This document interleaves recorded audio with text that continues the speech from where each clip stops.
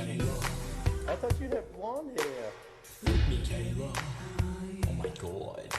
Freak me, Kayla. Let me lick Miss Vagina, Kayla Murray.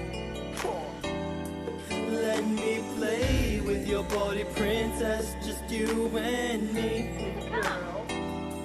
Let Lorne do all the things you want me to do. 'Cause tonight, Kayla, I wanna get freaky with you. Kayla, don't you understand that Lorne is a nasty man? I'll make your little panties cream, so count those hairs down there for me. Count them up for me, Kayla. Walmart bracelet. I brought her a bracelet. Can't wait to get you naked. Lick Mr. Penis up and down. Oh my god. My baby girl don't make a sound. Fuck yeah. Let me lick Miss Vagina, Kayla Murray. Oh yeah. I want to kiss her. Let me play with your body, princess, just you and me. Yeah. Let Lorne do all the things you want me to do. Precious little princess.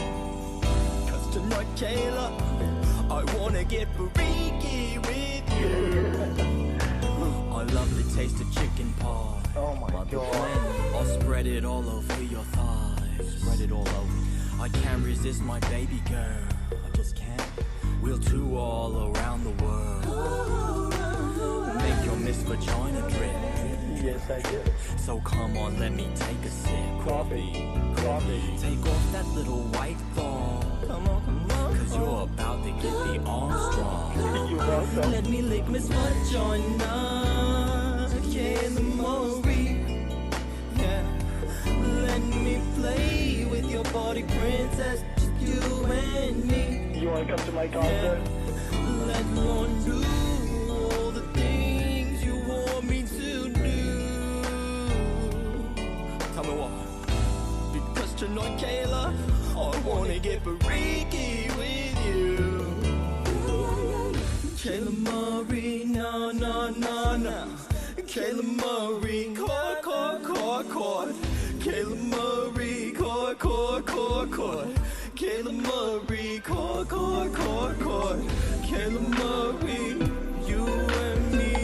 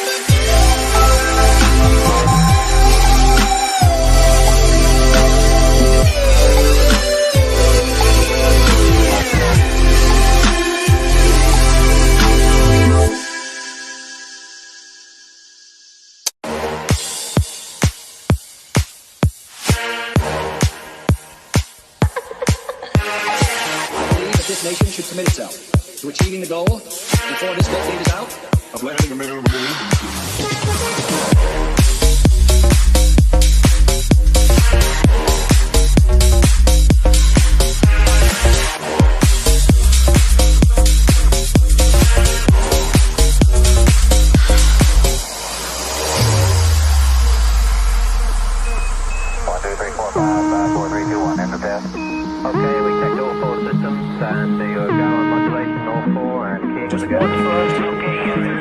Just one.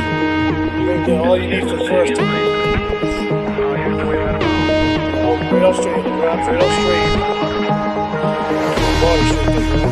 You don't want to spread your legs down. Step you want to feel it start hurting a little bit. Your chest muscle. You feel like you're with your chest muscle wall.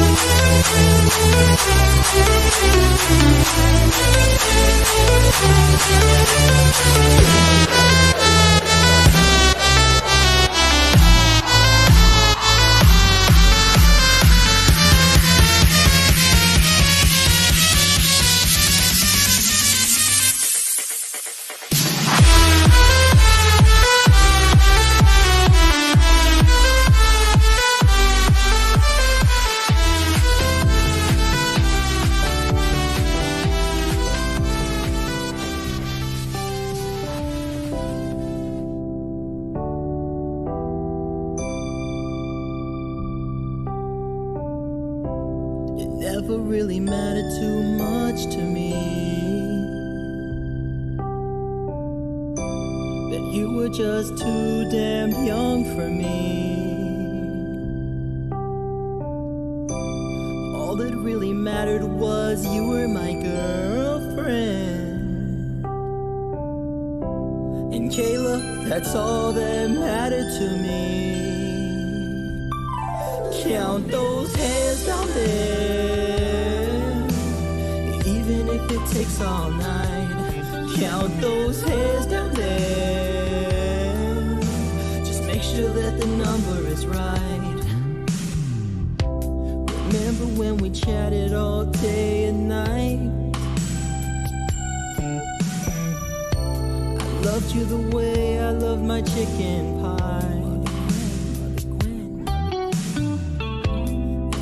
Your friends think I'm just too old for you. You tell them that I can do what guys Derek's age can do. Oh, Kayla, count those hands down there, even if it takes all night. Count those hands down there, just make sure that the number is right.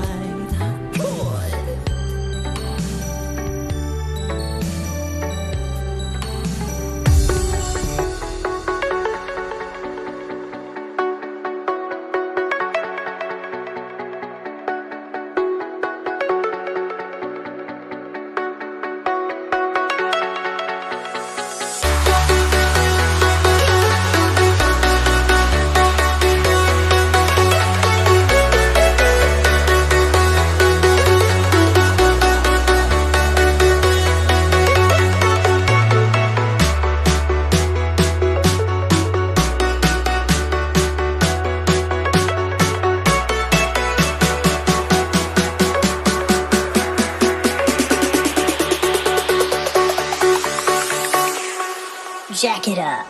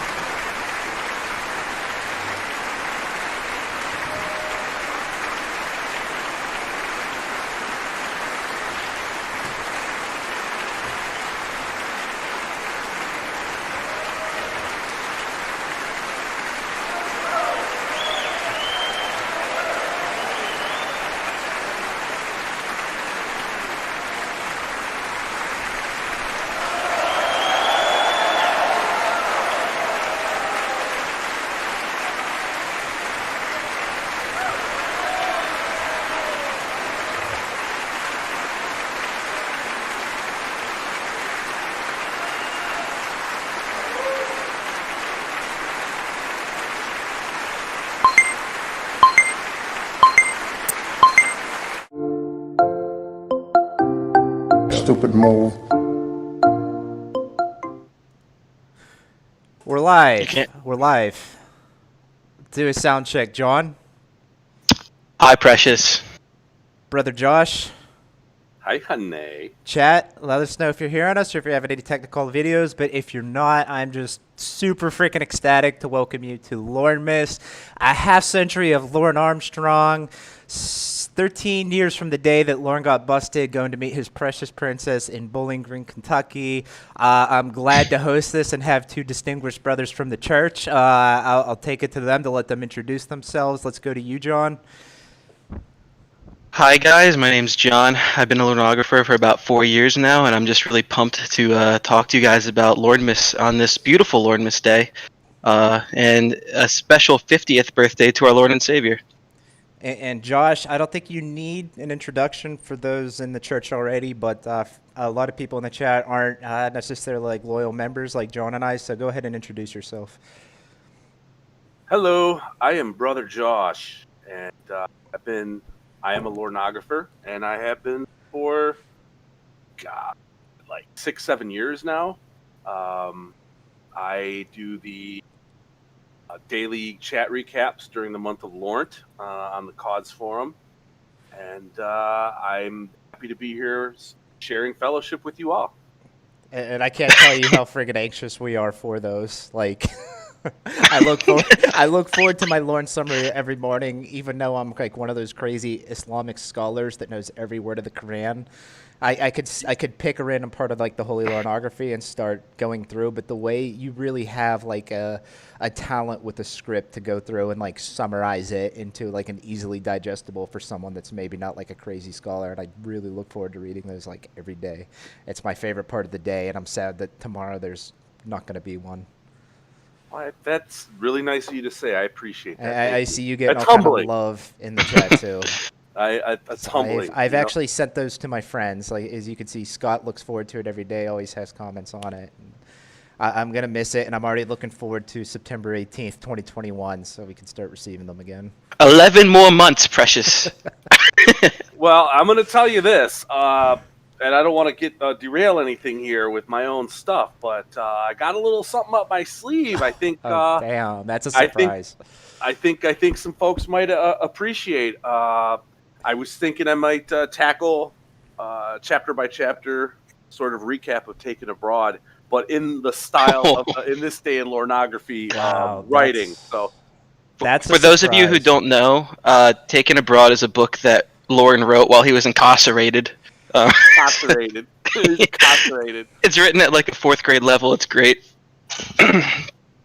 But how many of you all in the chat, other than my sister, could say that you've written a book? So let's not be too quick to judge our Lord and Savior. That I can deal with. So, Right. to start off today, I got here, can you guys see in the camp, a pot pie with the 50 candles in it, because today is Lorne's 50th birthday. So I'm going to light these, hopefully not burn myself when I do it. And, oh, shit. A half Could've been century bad. of Lorne Armstrong. Alright, happy birthday, Lorne. I'm going to blow this out right now, so I don't get wax all over my pot pie while I eat it during the stream. And just to throw it out there, the original plan was we were all going to go up to Cornville, Maine for this half century of Lorne. But of course, you know, like everybody's had to make sacrifices with the pandemic happening and everything. So like, John, I'm with you in spirit as I eat my pot pie with you. Thanks, Precious. Rose. Smoily.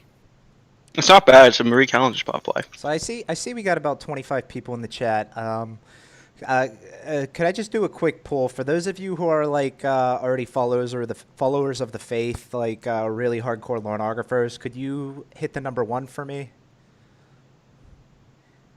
And any of those of you who are Lorne curious, know a little bit about the church, or interested in learning more, hit 2. And those of you who don't know why the hell you're in here, please hit 3. And depending on how the makeup of our audience is, that's kind of the direction I want to take this live stream. I guess we got to wait a little for results to come in, as we're on a little bit of a delay here. All right, we got a 1 in. We got a 2. So we got 2 serious people. One's Lorne curious. We got a 2. 3. There's a 3. Nick just said 3. In fairness, Kyle's kind of a dick, so we're gonna ignore that. Yeah, fuck you, Kyle. Chris, I would have thought you were a 1 by now, but Mind blown. All right, Anthony, that wasn't 2. a response.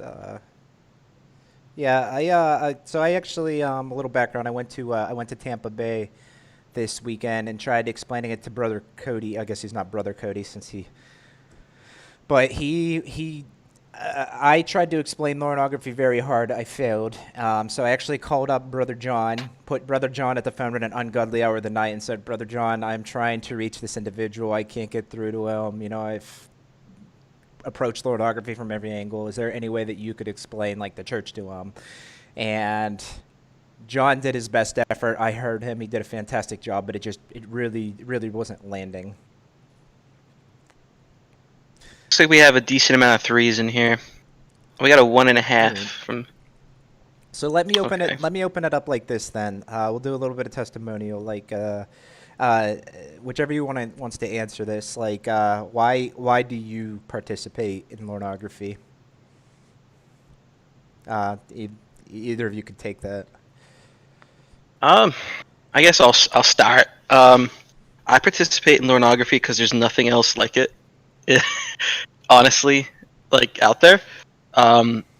It's definitely like, it's almost a way to, like, I hate to say it, but feel better about yourself, because you can always refer back every day and be like, at least I'm not Lorne Armstrong, you know?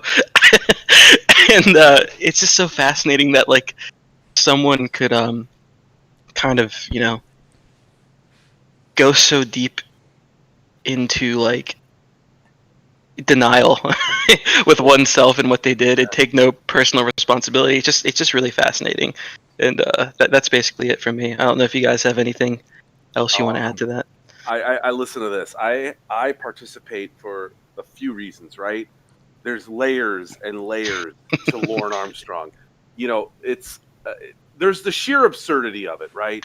Like the sheer absurdity of a 37-year-old man chatting to the extent he did with a 13-year-old, referring to Mr. Penis, the way he was talking, how jealous he was of Derek.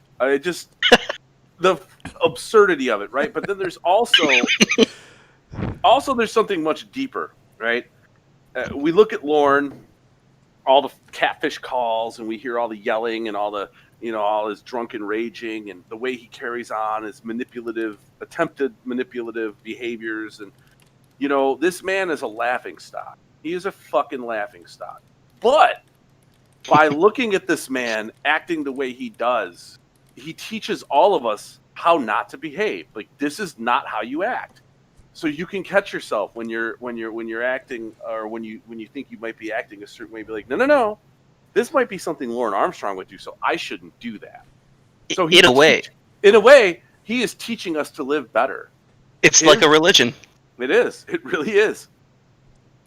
Yeah, I was trying to explain to this, and I was brought up in the Catholic faith, and I think the general idea of there is Jesus Christ is kind of like your mentor, and, you know, you'll never reach the ideal level of Jesus Christ to live without sin and everything. And then I think Lorneography, in a way, flips that on his head. You don't look at Lorne and be like, I can't be like Lorne. You look at Lorne and you say, like, it's forgiving. You could humble yourself. You could say, like, yeah, I'm not as bad as Lorne. No matter how much I F up in this life, I'm not Lorne Armstrong. And it's a low bar to set, but, like, when things get kind of tough and squeamish in life, like that I do find that really comforting. I don't know about you guys. 100%. Yeah. That's it, man. Yeah.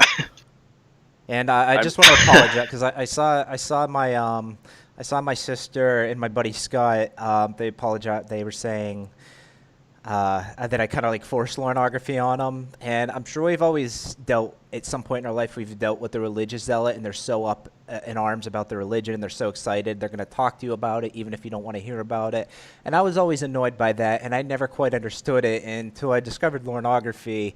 And, like, no matter who you are and what relationship you have to me, like, I'm going to talk to you about, like, Lorne Armstrong until you, like, physically restrain me and make me stop. Like, I'm going to die in this life as a Lorne Armstrong martyr. And I don't want to get too sentimental with you guys, but, like, it makes me happy that, like, there's guys like you out there that understand that. You are an apostle, right? You are evangelizing the word of God, and you are touching other people through your witnessing. You're touching others with that, and like you are doing God's work. So God bless you, good sir.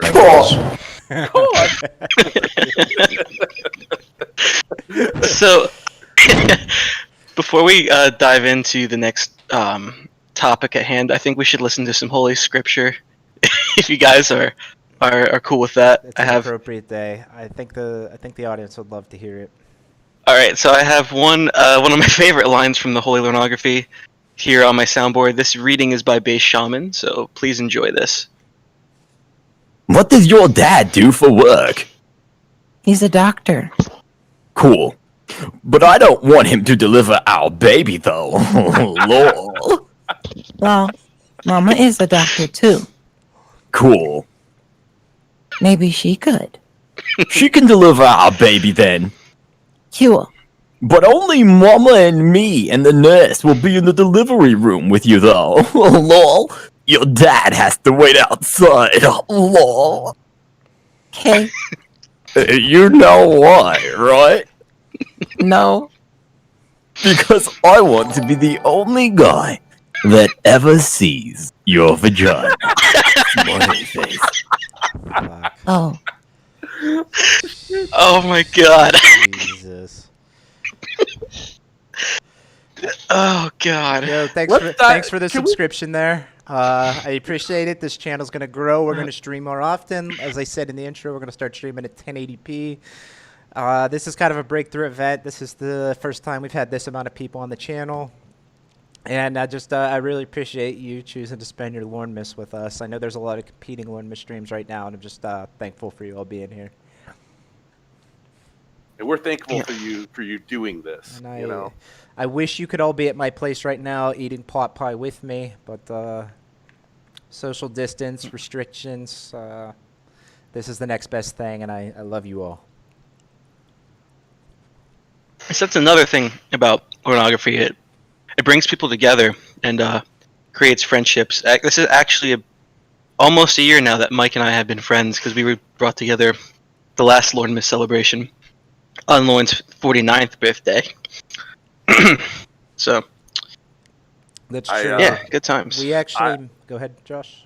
Oh no! I didn't want to interrupt, but I actually there's a Lorneographer here in my city that I was just at his house, at his studio. We did a little recording here earlier today. Blossoming friendship, starting in real life. The same thing because of Lorne. Yeah, it's a crazy thing. I actually I met John. I was in King of Prussia. I'd only been there for a few months. King of Prussia is a little, they call it a satellite city of Philadelphia. I had just got new employment there. And I just threw a shot out in the dark. I was like, is there any Eastern Pennsylvania Lorneographers? And John responded. He said, yeah, I live in King of Prussia. And I was like, well, no shit. I live in King of Prussia. And John was more than happy to like co-host our, we held a 49th Lornemas event at the King of Prussia Mall at a very good pizza place. We got about 6 people to come. One guy traveled all the way from New York City, and his dedication inspired me because this was just recently after he had drove all the way up to Maine to watch Lorne's probation hearing. Oh, that's right. That was happening around last Lornemas. Yeah. That's crazy. So much has happened since, because like It really gets me almost like emotional because I remember seeing a video in 2018, and I can't even remember who made it now, but like someone wrote like, is Lorneography dead? And there was definitely a case to be made for it. Like no new Lorne content had been uploaded for like a year. The only Lorne videos available were, because this was right around the time Chris Hansen did his like wipe of all the content. There was like a few analyzation videos, and like all I could think when I heard his case is like, yeah, and he was kind of like begging, like, don't let Lorneography be dead.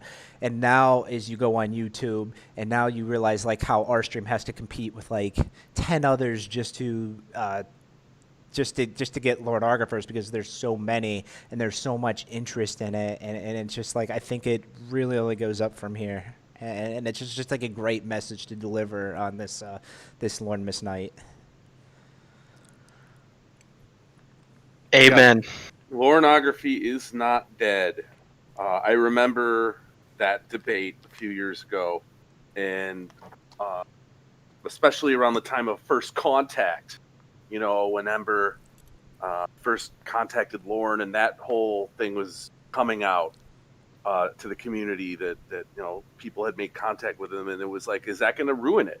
You know, are we going to like see a side of this guy? It kills the humor of it. It like, you know, the absurdity of this man and his chat. Maybe in real life, it's kind of like you don't want to meet your idols, kind of, you know. And thankfully, very, very thankfully, it turned out this dude is as much of a fucking clown in real life as he was in all his antics leading up to this, right? So he is the gift that keeps giving and will forever keep giving. As long as he's alive, he will keep giving. And Lorneography will never die. And to that point, sorry, I'm eating my plot pie right now. You hear me chewing? You hear me chewing? but to that point, Lorne's basically immortalized via his TCAP appearance, his chat logs, his all of his antics on YouTube's, and all of the things that are made public record. So like, even when Lorne's gone, I don't think Lorneography is gonna die. No I think way. there'll still be some weird fucks like us that are interested in like keeping up with it and you know, spreading the word and teaching people about this fucking pathetic man who lived from like 1970 to whenever he passes away. Yeah. Like, I think he's forever immortalized as the dude who showed up on his birthday to think he was gonna meet a 13-year-old girl, but runs into Chris Hansen and Daylight NBC. And that's really beautiful. Like the thing about Lorne is like it really couldn't be fiction. It's just so absurd that like you could put a mix of like William Shakespeare with Socrates and get some crazy other great artists of all time, and like they could not put their artistic power together to come up with a character like Lorne Armstrong, and we're just fortunate enough to be alive in you know, the early 2000s to watch this play out. And I'm kind of the introspective person that's always like, what would my life be like if I was born early in the future? I mean, early in the past or like later in the future. And with Lorne Armstrong being around this time and like Lorneography evolving during my lifetime, where I have like the ability to understand it and watch it play out, like it gives me knowledge that like I'm born and I'm living in exactly the right time. I don't know if you feel that way, but the we are living and witnessing this is how people who lived during the time of Jesus Christ probably felt. That we are witnessing these miracles. We are witnessing God himself reveal himself to us, and not just reveal himself to us, but conduct miracles and other acts that only someone like Lorne Armstrong could do. The fact that we're here to witness it in real time, I mean, we're blessed, all of us. Cool. God. Can you play some more scripture, John? Yeah. How dark do you want to go with this? What's some upbeat Lorneography? So, what are you having to eat tomorrow night? I don't know. Pizza, I was thinking. Want a hot dog instead? Lol. Hot dogs are okay, but I like pizza better. You didn't get it. Lol. No. Let me try this instead and pay attention. Oh, you looking at me? Yeah? You gonna tell me to be quiet again? Okay. Do you want a hot dog to eat tomorrow night? Get it now? Lol. Kissy face. Okay, now I get it. Smiley. Lol. So, want a hot dog tomorrow night? Yeah. Smiley face. I love you. I missed you a lot. After we got off here last night, I wanted you back right after. Lol. Sorry. Oh, I really wanted to keep my composure during this. This shit's just How too can you keep your overwhelming. composure while talking about Lorne? This shit's just too overwhelming. Uh, for all of you who are interested, I got a cup of wheat coffee and a Nashville mug here, and I also got some Bud Light while eating this pot pie to celebrate this momentous occasion. So for And I hope you're all. For those of you who haven't seen Lorne Armstrong's wheat coffee video, the great thing about his wheat coffee is you could drink it all night. It won't even hurt you a little bit. And Drink a whole lot. for those of you who are like, for all the threes out there, if you weren't aware, Lorne Armstrong actually put out a YouTube channel after he got out of prison, and there's a whole lot of content out there, like self-created content from him I'm gonna go ahead. that and just link exists that on in his the YouTube chat. channel. Yeah, go ahead. It's definitely worth a watch. Like, this guy wanted to not only be a country music star, but almost like a celebrity chef, and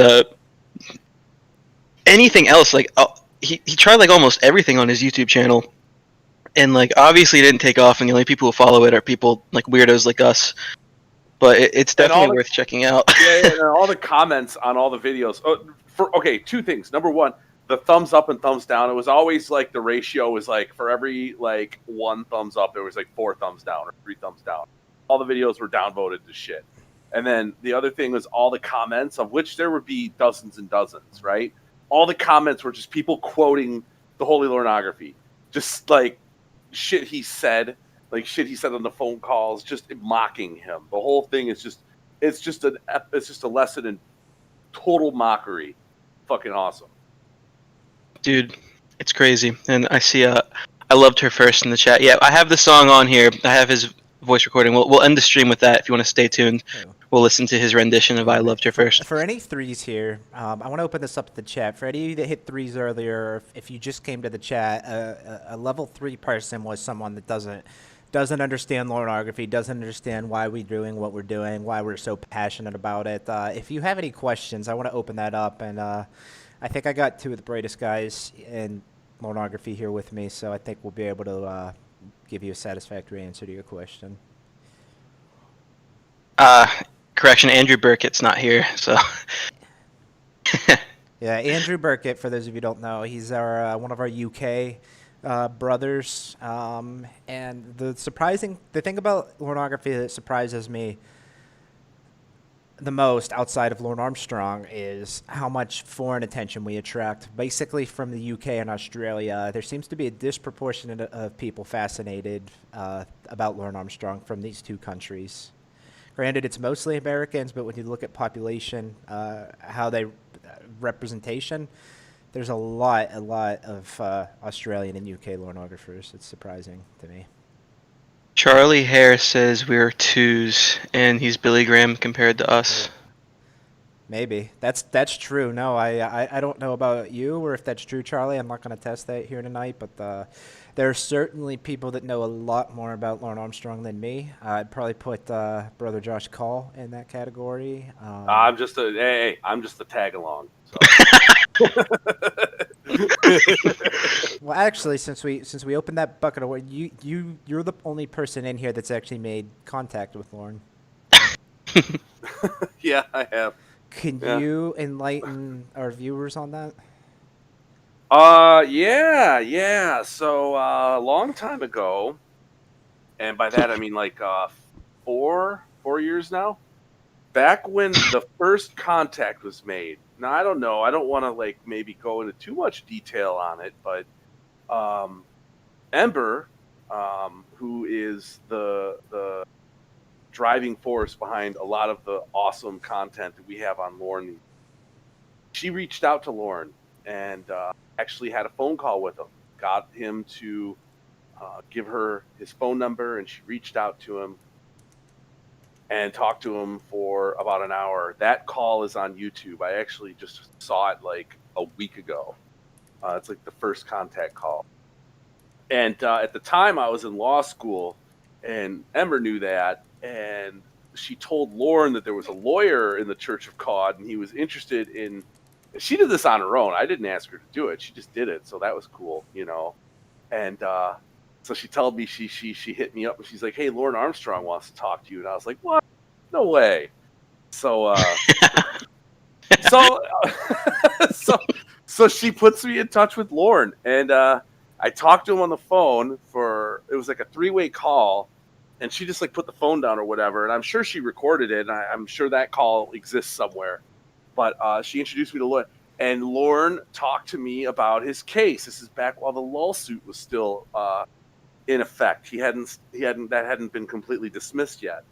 So he was asking me about what he can do, and I was like, well, you know, I'm not licensed, so I can't really help you, but I can give you advice based on what I know. And he just ran with it because that's what Lorne does. So I was his lawyer for a while. So he'd call me and ask me all these questions and say, you know, legal questions like, oh, and then he was telling me about his entrapment defense. Lorne, you can't raise an entrapment defense. You can't raise something on appeal that you didn't raise at trial. And so, you know, like basic shit like that. You know, I don't know, he didn't want to hear it. So, yeah, so that was a thing. I'm not so good at technology. I don't consider myself a very good Lornographer because I don't know how to record phone calls. I don't know how to do, you know, YouTube videos and stuff like that. So I didn't record any of this stuff. I don't have any of it. It doesn't exist anywhere, as far as I know. But yeah, I actually do, though, have some voicemails from Lorne that I still have on my phone.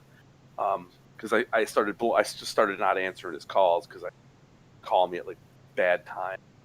Actually, can I tell you guys a funny story? Please. Go ahead. All right. So about several months after I had first got put in touch with Lorne, I was on a date. Okay. It was Friday. It was after work. It was like happy hours, like 6 o'clock or something. I'm on a date. I'm at a bar and meeting this young lady. And I had my phone was sitting on the bar, face up. Phone rings randomly, and I just kind of grab it and glance at who's calling. I see it's a 207 number, you know, Maine. There's only one person I know. So I just kind of like, I flung the phone back on the bar. It's like, okay. And this girl, inappropriate as this question is for a first date, she's like, well, aren't you going to answer that? And I was like, no, it's cool. And she's like, well, who is it? Aren't you going to answer it? And I'm like, okay. You ever heard of that show To Catch a Predator? That's and so how this ended up, I told her, you know, well, that's one of the guys who was caught on To Catch a Predator. And she's like, why is he calling you? And I was like, well, he thinks I'm his attorney, and I'm not, you know. And she was very upset. She didn't like it. She thought it was, you know, she actually got up, took a 20 out of her purse or wallet and like flung it on the bar. It was like, I gotta go. And I was like, damn. So I called Lorne back because I'm like, what else am I doing now? You know, I called him back and I'm like, Lorne, you fucking ruined my date. And he's like, hey. So yeah. So I can say I have the probably unique distinction of I might be the only person on the planet who's had a date ruined by Lorne Armstrong. That's amazing. Yeah, thank you for letting me tell that story. No. I think that definitely appreciate hearing that story, and I'm sure the chat appreciated hearing it. Charlie says, then play the calls. We can probably help you get those voicemails if you don't mind sharing them, if that's possible. I mean, I got, hey, Charlie Hare, man. You know, I think people who go on the internet and talk shit like that are kind of humorous because they have something they're lacking in their own life. But here, I'm just gonna play you part of it right here on my phone, right up to the microphone. You know, like that's Lorne singing to me.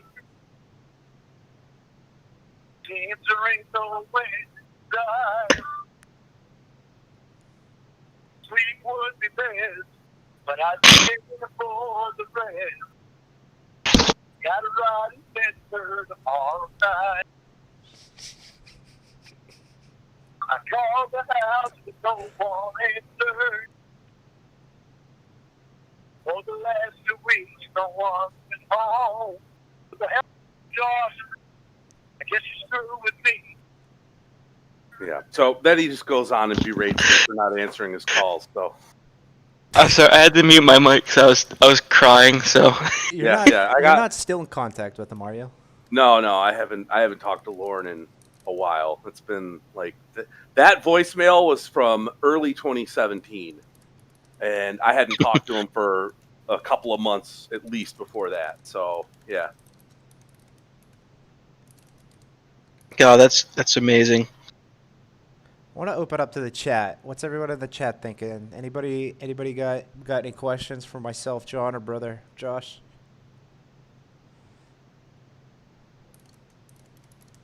We're on a little bit of a delay, so they're gonna hear that before we see any answers. Yeah. And I'm just humbled being here on this day and like having the company of you, John, and a legend to join us like Josh Call. This is just. Oh, Mike. Someone's asking to turn your mic up a little bit. All right, let me go ahead and do that. I didn't see Hey, that. I want to since we're just kind of free flowing here a little bit, and I don't want to dwell on this aspect of it, but if you guys are okay, I want to pose a question maybe to Absolutely. the listeners. A little while back, Ashley XOXOWXOXO wrote that she participates because about 20 years ago, I'm reading her thing here, because about 20 years ago she was a victim of a pedo, so now she relishes in Lorne's failures and torture, of which there are plenty of both, and that she loves the community and loves listening to the calls. I want to ask, what is everyone's like, as far as like why we're Lornographers, like if anyone's comfortable with that, I would be curious how many people have a similar story to Ashley XOXOWXOXOs, and or maybe how many of us are more just like we are laughing at these people for other reasons. You guys, yeah. That's a great question, and since we're on a slight delay, we're gonna have to wait for those questions to come in. And Zachary actually asked us what our top 5 predators were, aside from Lorne. All right. So I don't know if you guys want to address that before we address the next question, or if you want to see if we get some responses in. Yeah, let me take a shot at that question, Josh. Me personally, and John and I have talked about this, but I'll let him speak for himself. We've noticed that throughout the community, there are people that do take pleasure in that kind of.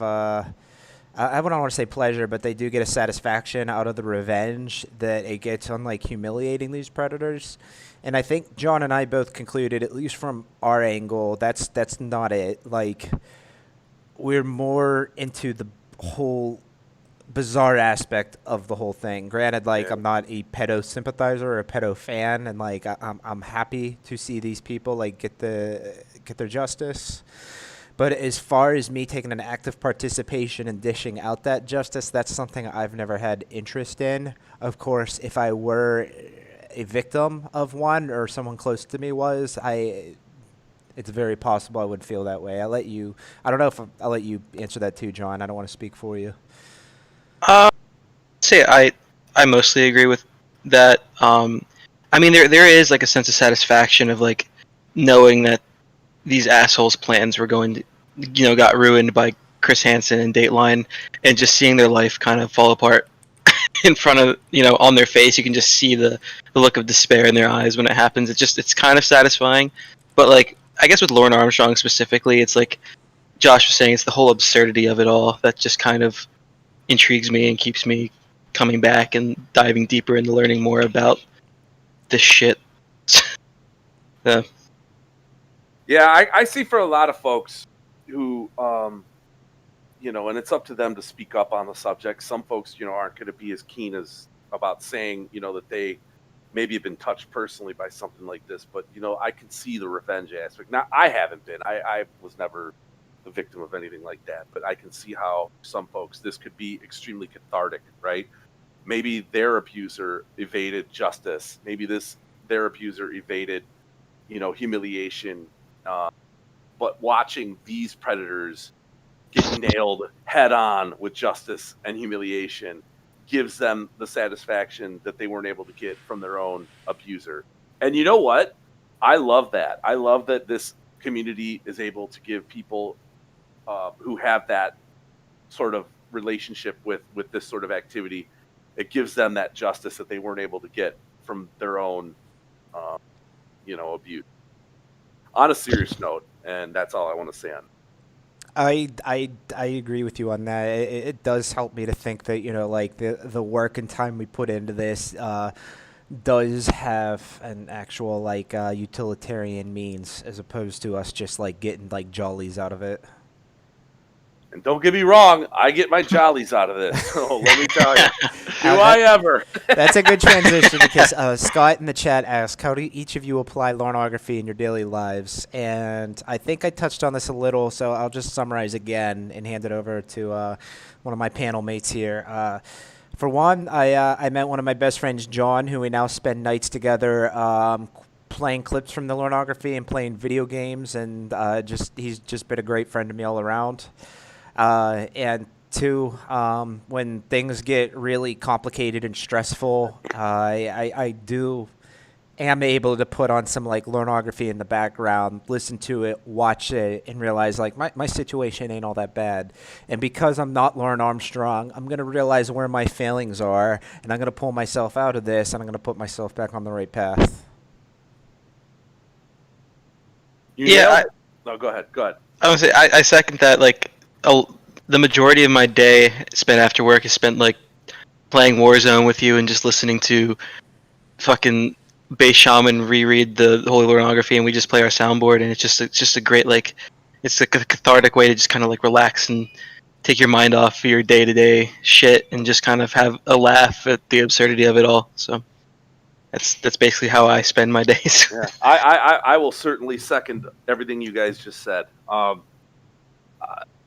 I look at, and I think I said this a little earlier, right? We look at Lorne, we look at the way he carries on, drunk and raging, and his manipulation, and the way he lacks any kind of like emotional intelligence. and in my own life, I'm not perfect. I don't always react to situations in the most ideal way, right? In my interpersonal relationships, and I when I'm thinking back, or if I'm thinking about reacting a certain way, I catch myself doing this, and I'm like, hey man, this is something Lorne Armstrong would do, so I probably shouldn't do that, so it's actually seeped into my life like in an actual real way, Lorneography. Yeah, I never imagined it getting to this point. I started getting into Lorneography because a recommendation came up on YouTube of one of the old TCAP videos, and I watched it, and then that led to a video of Where Are Predators Now, and one of them was Lorne Armstrong, and it said he had a YouTube channel, and I was like, that's so absurd, that can't be true. So I actually looked up his YouTube channel and watched his cooking videos, and I viewed the comments, and the comments were just so amazing, and I recognized them because one of them was, I think it was about the chat where Lorne was yelling at his audience for saying that he wanted to go to the house. I know, absurd shit. And Lorne has a lot of those videos where he's just like giving the business to his like audience, and then like the first comment with like 100 likes was just like, "Well, yell at me, why don't you?" And like I knew at that moment I just found something special. Yell at me, why don't you? Oh shit! Here's the funny thing. I mean, when I first saw Lorne Armstrong, like when I first saw his clip years and years and years and years ago, like he completely was not memorable for me. The only thing that was memorable about him was that it was his birthday, and I actually felt a little bad for him based on just the however long the clip was. It was like 2 minutes or 3 minutes or whatever, right? Like I was like, but there were other predators I was much more, enamored with, that I was like, ha, that's funny, I want to watch that again, right? And it wasn't until I saw other videos on YouTube. Pope Pendleton got the interrogation footage that's still out there somewhere, right?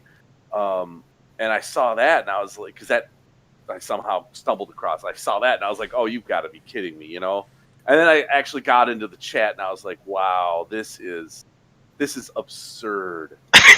Like, it isn't until you read the chat that you realize, like, if you just see his clip and you're just like, okay, whatever, he showed up on his birthday. So when you get to that chat, you're like, wow, I can't believe this, that someone actually was, yeah, there you go. So, and I agree with that, because, like, when I first got into TCAP, I obviously wasn't, like, I feel like no one is drawn to Lorne from the start. You just kind of start watching, these clips on YouTube of, like, all these predators getting owned by Chris Hansen and Dateline, and it kind of draws you in, and then you kind of learn more of their backstory, and then you join, like, forums like COD's forum on Facebook, or go to the Temple of TCAP, and you start to get more background. And then, like, obviously, like, because he's the golden child and the Lord and Savior, you're going to be exposed to Lorne. And once you learn more about his chat log and his background and everything, it just kind of enamors you. It makes you just even more curious. I was just curious, so I just keep going into this and keep diving deeper. And I'll be the first to admit, I still have a lot more to learn. Like, I don't know the substance of, like, all the calls, and like you said, Josh, sometimes I feel like I'm just the tag along, but it's just crazy to know how much content is out there on this one predator, and, like, it's crazy to think that none of the other predators really, like, come close to his level of absurdity. It's tough, man, because, like, I consider myself, like, a casual pornographer, and here I am, like, hosting a stream that, like, celebrates his birthday. And there's still a whole lot I don't know, but actually, flexing off your point there, since there's a lot of threes in the audience, I thought I could run the actual NBC clip of his bust. Would you guys like to see that? I think that would be fantastic. I will never say no to seeing this bust. Never. Let me go ahead and try to. All right, so here we are. Stream switched over to it, and let me see. Let me know in the chat how this looks and sounds. He's coming back, Casey. He's trying to make sure he can see you. In a few minutes, our next potential predator will probably be thinking he too should have stayed away. Okay, his name is Lorne, L-O-R, and you're Kayla. Oh, Charlie wants Josh to jump the dump bus. And a can. That's okay. Hey, I'm glad you could come. I don't know if you can see How it, John. I'm good. How are you? Good. Yeah, I can see it. Turns out today is his probably birthday. I can't hear it. I can't hear it, though. Lorne Armstrong, a construction worker. He's been chatting Yeah, with a fix the girl audio. posing as a 13-year-old for more than a month. It's one of the longest chat logs we've ever seen. 400 and... All right, so he says right there, one of the longest chat logs he has ever seen, and he's not Can kidding. you hear me, Mike? Yeah, I hear you. You got to fix the audio. Oh, is nobody hearing the audio from the clip, or just you're not hearing the audio? I think it's good now. I think it was just delayed for me. I'm not. Oh that's yeah, weird. you're watching the stream. Let me in 7 pages. Let me go ahead and screen share with you in Discord real quick, but I want you to address while I'm doing that the length of the chat log, because Chris Hansen just got to the point where he's like one of the longest chat logs I've ever seen, and I just want you to contrast that to every other Predator's chat log. Josh, didn't you say it was about 407 pages earlier? It was 407 pages, yeah. And hey, here's a little piece of trivia for you guys while you guys are trying to figure out how to get the audio or whatever. How many times do you think Lorne Armstrong typed the word penis in the Holy Lorne? We don't even have to guess. We could actually look that up. You could, but why don't you guess? It would be more gosh. fun. I'm gonna Put it to the chat and see what the listeners. Yeah, have. before I guess, because I'm gonna open this up to the chat. Let me go back to our live scene. All right, that echo should be gone. Now that we're in the chat, how many times do we think Lorne Armstrong said the word penis in the chat? 45? I would guess a little higher, but I want to get some more answers before I make my prediction. Thanks, Scott. Love you too.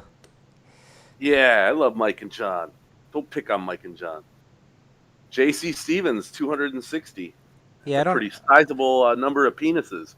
Yeah, I don't know what the hell Charlie's probably like. Charlie, this is a night for like reverence, love. If you came in here to be a dick, you got to check why you're in the orography and maybe like GTFO.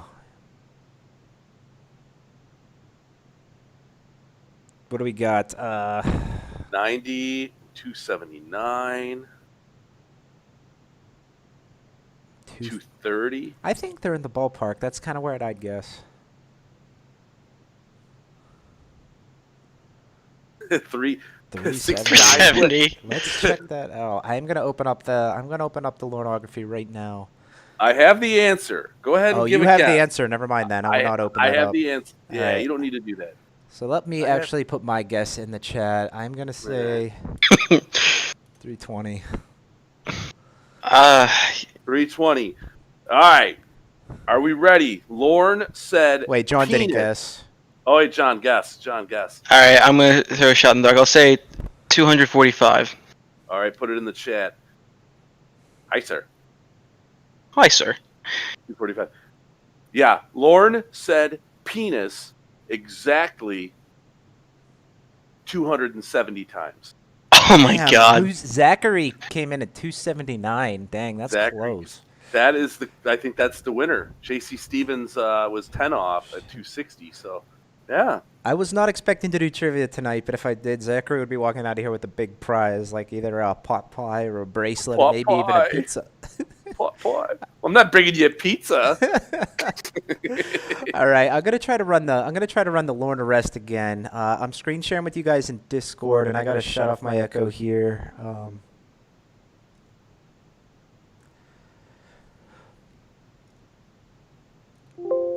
All right, I think that echo will be gone on here, so let's go ahead and see. Let me know in the chat how our Lorne arrest video is going. Using the screen name Lorne A20014, he tells her how to masturbate and then asks her if she wants to see him naked. She agrees, and he turns on his webcam. He wants her to look at his penis. All right. Would you like to see it up close so you can get a better look at it? Oh my gosh. I guess, if you want to show me. After chatting with the decoy, posing as a 13-year-old for just 6 days, he expresses his deep love for her. I wish I could marry you right now, because I would do it. That's how special you are to me, and that's how much I love you. But he clearly knows what he's doing is wrong, telling her to delete all evidence of their chat log. Okay, delete your archives and remember, Mrs. Kayla Marie Armstrong, I love you more than anything. He was so excited to be here, and... Are you viewing it good? John? Yeah. Josh? I can't see anything. Oh, it's in the Discord. It's a screen share, but we're basically to the point where Casey says he was so excited to be there, and I just want to point out that contrast between Lorne and every other Predator. And he talks about, like, Lorne did walk in with the most confidence of any other Predator, and correct me if I'm wrong, I think he's one of the very few that asks for a kiss, if not the only one. Others have asked for a hug, but I think he's the only one that asked for a kiss. Trying to think. Well, there were Predators that went for the decoy. There were Predators that, asked the decoy to come to them. Dustin was like, why don't you come over here? John DePay wanted a hello hug, but Yeah, he wanted a hug. I can't think of any off the top of my head that wanted a kiss yet. Yeah, he stressed it. I think 3 times, but let's watch ahead. I don't know if it's included in here. I didn't want to do the first 15 minutes, but this is the shortened NBC 5-minute version. Yeah. And he came walking in very proud, very Interestingly, excited. I'll share something I learned from this year's readings. The deep readings I've been doing, and sharing with everyone. We make fun of Lorne. Well, I want to kiss first. That's like one of his hallmarks, right? And interestingly, a few days ago in the Lorneography, I want to say it was like the beginning of October, he was going through his usual sex chat with Kayla, and he was saying, asking her about how how long after when he gets there she's going to want to touch his penis and things like that. And she actually said, well, how about we kiss first? And it was a bit of fun foreshadowing that Kayla actually is the one who suggested a kiss first before Lorne did. So anyway, little tidbit, morsel, if you will. Actually, if you see the frame we're frozen on, John, I don't know if this will be too much trouble for you, but could you grab what's featured in the image here? Oh, like a screen grab? Yeah. No, not screen grab. The actual object of the picture that you have in your apartment. Wait. Oh, yeah. I got you. Give me 1 second. All right, we'll wait for you. Yes, John let me borrow his PS4, and so as a return, I actually did a whole lot of research and found him something. All right, share with us what you're holding. This is the exact replica of the massage chair that was massaging Lauren's butt during the whole during the whole sting. It's I have the box somewhere too. I have to dig that out, but I believe it's like what is it? It's fucking Dude, I'll grab the box too because that's actually pretty funny. It's so like 2007. Give me 1 second. No, go ahead. I'm gonna kick this Charlie Hare. It's a joyous occasion, and Charlie Hare's being a douchebag in the chat, so I'm gonna go ahead and give him the boot. And hopefully, Charlie, you learn some manners and you learn to be a better person, because that's what becoming a Lornographer is every bell. And you stop being such a hateful dick in your life. Wish you luck, bro. It's sad to see you go. It's not sad to see him go. I knew it was Dr. Scholl's. It's a Dr. Scholl's massage chair. Heated massage chair. You guys don't like seeing Charlie in person. No, I do not like seeing Charlie in person. I don't even like chatting with Charlie on the internet. In fact, I wouldn't be mad if we made the rest of the stream just roasting Charlie for being a dick, but that's not I'd like to know why I was stupid to do that.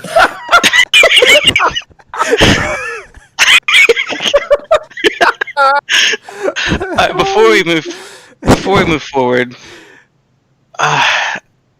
as much as I love analyzing this video, I feel like we need to bring in some more scripture to tonight, because I did want to bring up how much Base Shaman has contributed to Lornography, and how much I think he's really impacted the whole religion, and I don't think it would be where it was today without his voiceover of Lorne.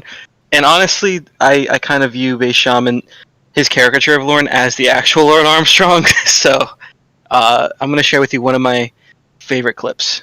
So here we go. You know when I stick my penis in you, you're gonna start making noises while I'm doing it. Lol. Noises? Huh? Yup. Lol. You'll see when it happens. It's natural though. Every woman does it. Does what? I wanna know. Makes noises when a penis is stuck in their vagina. What kind of noises? When I'm moving my penis back and forth in you, it feels good to you and hurts at the same time. So you'll start going, oh, oh, oh, oh, oh. It'll be something like that. Every female makes different noises though. Lol. Oh, oh, oh, oh, oh. Lol. Are you practicing? Lol. No. Oh, lol. This is why we all fucking hate Lorne Armstrong so much. God damn. God.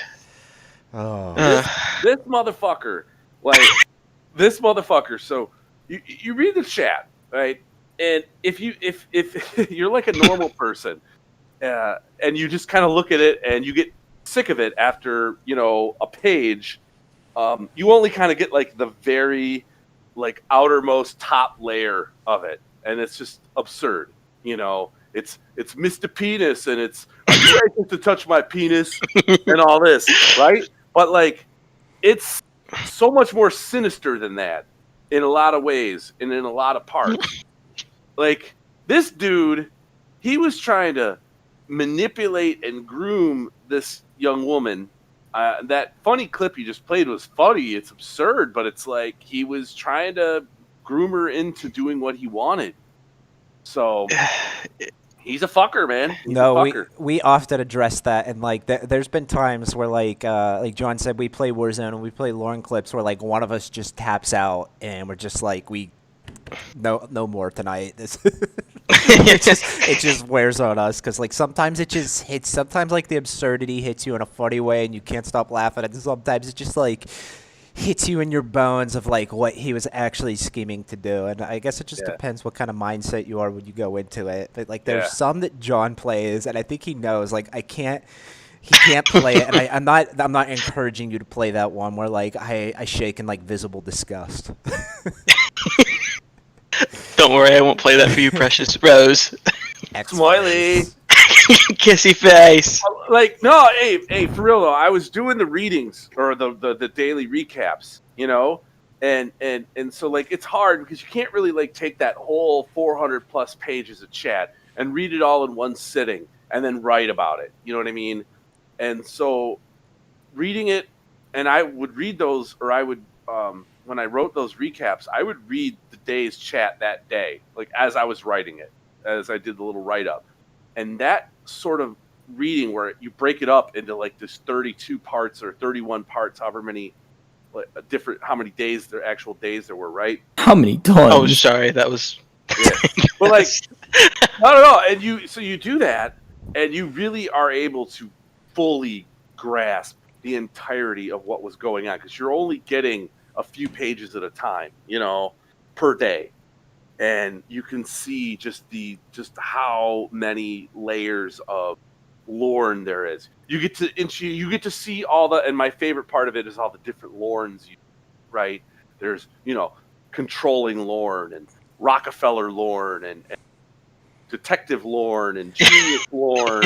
I love the way you pen him based on his like attitude at the time. Yeah, Romeo, all Rockefeller Lorne. Romeo Lorne, yeah. Romeo Lorne's probably my favorite. Romeo Lorne, Dr. Lorne when he was giving her anatomy lessons and stuff. I think you could write a whole novella on Detective Lorne. Detective Lorne. Dude. Yeah. Thank you, Darsness Trophies. I hope I'm saying that right. I'm glad you joined our stream. Kissy face back at you. Kissy face. Smiley. Rose hug keys. That is Josh, yeah. And we're just Mike and John. We're nobodies, but yeah, brother Josh is here. No, I'm just the tag along. You guys you're steering the ship here. You know, I'm just the tag along. I'm basically hosting a venue for you to shine, brother. Well, I appreciate that. I'm honored. I'm honored at the opportunity to join you guys in the fellowship, to be here with all the folks watching, and you know, just it warms my heart that COD is just touching all of us tonight, and has for the last month, and you know. Are you saying that this is the first stream you've ever been on? That's good. That's good news, Precious. I was jealous of the other streams that you've been on. It's fucking hilarious because when so at one point, at numerous points of the Holy Lornography, Dr. Lorne gives Kayla anatomy lessons, telling her how to masturbate. He teaches the girl how to masturbate, you know, like Chris Hansen would say. And he would tell her to kiss her finger and then put her finger onto her private parts. And that's Lorne actually kissing her private parts. He would instruct her to insert her finger into her private part. He did this numerous times throughout the Holy Lornography, and he would be like, "Tell me when you did it." Okay, and then she'd be like, "Hey, I did it. You know, and did it feel good? What did you think about when you did it?" And all that kind of stuff. So it was, I think, 2 days ago. Kayla said, "Oh, you know how when you tell me to do that stuff?" It's Lorne's like, "Oh, you didn't do it, did you?" And you would think for a guy like Lorne, that would be extremely deflating. That would be a humiliation. It would be a defeat. He would just be like, "Oh man," you know. But Lorne, he turned that shit into a positive. He'd be like, "Oh, I was gonna get so my finger will be the first finger in your vagina. I was jealous of your finger." You gotta admire the optimism there. He's always looking on the bright side. Oh, Lord. JC Stevens says, I'm just waiting for him to violate probation again and go back on the inside. It'll happen. It'll happen, but from a selfish standpoint, I that's gonna be like a dry spell of content there.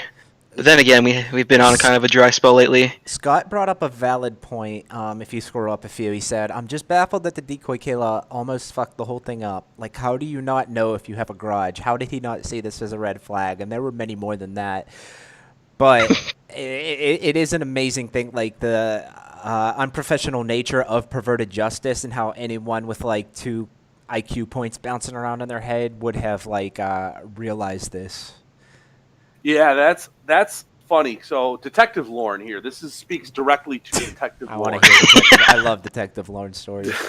Detective Lorne, you could see the little the radar going off in his the antenna going off in his head. This little fucking hamster wheel brain. and I don't get how you're right, Scott. He asked her, "Do you have a garage?" It's just a house. It's just and then he's like, his response is not, how do you not know you have a garage? I mean, I was 13 once. I knew we had a garage, and how does his response not go directly to, how the hell do you not know if you have a garage? Instead, he goes, "Well, it's okay, because we're just going to come back here anyways, so it doesn't matter." Like, no shit, Sherlock. And then she calls him when he's in the shower, the final call of the Holy Lornography. And she goes, "Oh, remember how you asked if I had a garage?" And then Lauren, and I didn't know. And then Lauren's like, "You've got one." And she's like, "Yeah." How do you not say what? Dude, and not just for Lauren, but for all of these assholes who appeared on TCAP, like, their compulsion outweighs their lack of or their judgment rather. Like, they choose to ignore these things that should be giant red flags because they're just so ready to get in and go and have their way with a minor, which is terrible. But it's crazy to think from someone with a normal wired brain like us, that they wouldn't be like, "Oh shit, I should stop this. This is probably gonna get me in trouble." So you have, so Detective Lorne, right? Detective Lorne should have already had, because he brought it up, he mentioned it, right? It should have already been in his head, like, hey, there are questions I've got about the person. Who am I actually talking to, right? He pointed out the pictures. There were the 2 different girls in the pictures that Kayla had sent him. So a normal person would have been like, "Yeah, I've already got a red flag. There might be issues with this person purporting or not being who they purport to be." He shows up. Casey looks nothing like either of the 2 pictures at all. She doesn't sound a thing like the person on the phone. And I'm going to use one of Bass Shaman. This is what Bass Shaman actually said about the decoy on the phone. She sounded like a fucking Muppet baby. It's not my word. That's Bass Shaman from a long time ago. And how does he not pick this up? And you're right. It's a compulsion. That dude was so jazzed up and so horny and so fixated on what he was planning to do, right, that it completely clouded any judgment he may have had or clear judgment he may have had, which, let's be honest, it's Lorne Armstrong. There isn't much anyway. You know what I mean? So, yeah. That's it's the only explanation I can come up with for how he could just completely drop the ball on that. Detective Lorne, as we know, he's on the case. Fucking Detective Lorne. Fucking Detective Lorne. God. I'm also a fan of Rockefeller Lorne. That's probably my personal favorite Lorne. Well, because it's funny because Lorne's broke. He's got he didn't have enough gas to get there and back again. Oh, Mike, Chris brought up a point. My videos is gone from the stream. Yeah, I'm looking at it. I think your audio is still there, so let me take a look at it, and I'll get it fixed in the background as we talk about Detective Lorne. I want to just say Slithery Sneck has added me. At Brother Josh, ever thought about trying to contact Lorne? He doesn't pay very much attention. Well, no, that's fine. It doesn't matter. Pay attention. I don't pay attention. I have. I love that. Jeez. I have been in contact with Lorne years ago. I have not been in contact with Lorne for at least 3 years, over 3 years now. I don't need to be in contact with Lorne. Nothing that I could discuss with Lorne or Lorne could say to me that would give me any, any motivation to want to do that. And also too, let's just leave me personally, my opinion. I'm going to leave the people contact. I'm going to leave that up to people who are a lot funnier and a lot smarter and wittier than I am. The folks who are keeping them busy, keeping them on the phone, providing us hours and hours and hours of fucking phone calls that we can laugh at and listen to, with the catfishing. I'm here, but I'm taking up the majority of the screen, Mike. I don't know if you fixed it. Yeah, no, I don't know where you at. I don't have time to troubleshoot this now, but yeah, your video's there and you're big and clear. That is fine. I'm glad. There was something I wanted to go off of there. So yeah, so of course, Brother Josh has contacted Lorne. He was Lorne's attorney, helped him with his lawsuit. It apparently didn't work because Lorne did not get his millions from NBC like he was planning. So 80 million. 80 million. So yeah, 80 million. Yeah, if you ever want to sue NBC, maybe find an alternative lawyer. But if you want like good, goddamn good quality like Lorneography, Brother Josh is the person to go to. Yeah. The shit lawyer, but I guess I could write you up some hell of a recap of the daily Lorneography. I'm gonna butcher this, but Darkness Trophies says loving the Bud Light and the Boston Caps. Thank you. I made it a point to get some Bud Light today, and I also ate a pot pie earlier on the stream. Yeah, I feel rejuvenated. I'm gonna have some wheat coffee, even though it's 10 o'clock on a Sunday night. But I could drink a lot of it, and it won't even keep me up, not even a little bit. Speaking of, oh, sorry, go on. Oh no, I was just gonna say I had a pot pie earlier today. It was a Banquet chicken pot pie, Mama Gwen's own recipe. Banquet purloined it for their own nefarious purposes. So Lorne may have a lawsuit there. I don't know. Maybe You're gonna have to learn to make my mom's homemade chicken pie before we get married. He told her she literally was gonna have to learn to make Mama Gwen's chicken pot pie when they got married. I know you didn't watch the pregame, but during my pregame, if you go back and watch the stream, that was one of the fun facts about Lorne, that it was a requirement of Kayla to learn Mama Gwen's chicken pot pie. Oh, that's so great. That is so much fun. Yeah. Oh, Lorne. Good old Romeo Lorne. That was a Romeo Lorne right there, I think. Yeah, so you talked about Detective Lorne. You talked about Rockefeller Lorne. You talked a little bit about Rockefeller, but one thing I wanted you to bring it up, I know this is one of John's favorite, is the point in the chat where he's bragging to Kayla that he got a credit card with a $300. Yeah. I think that's great.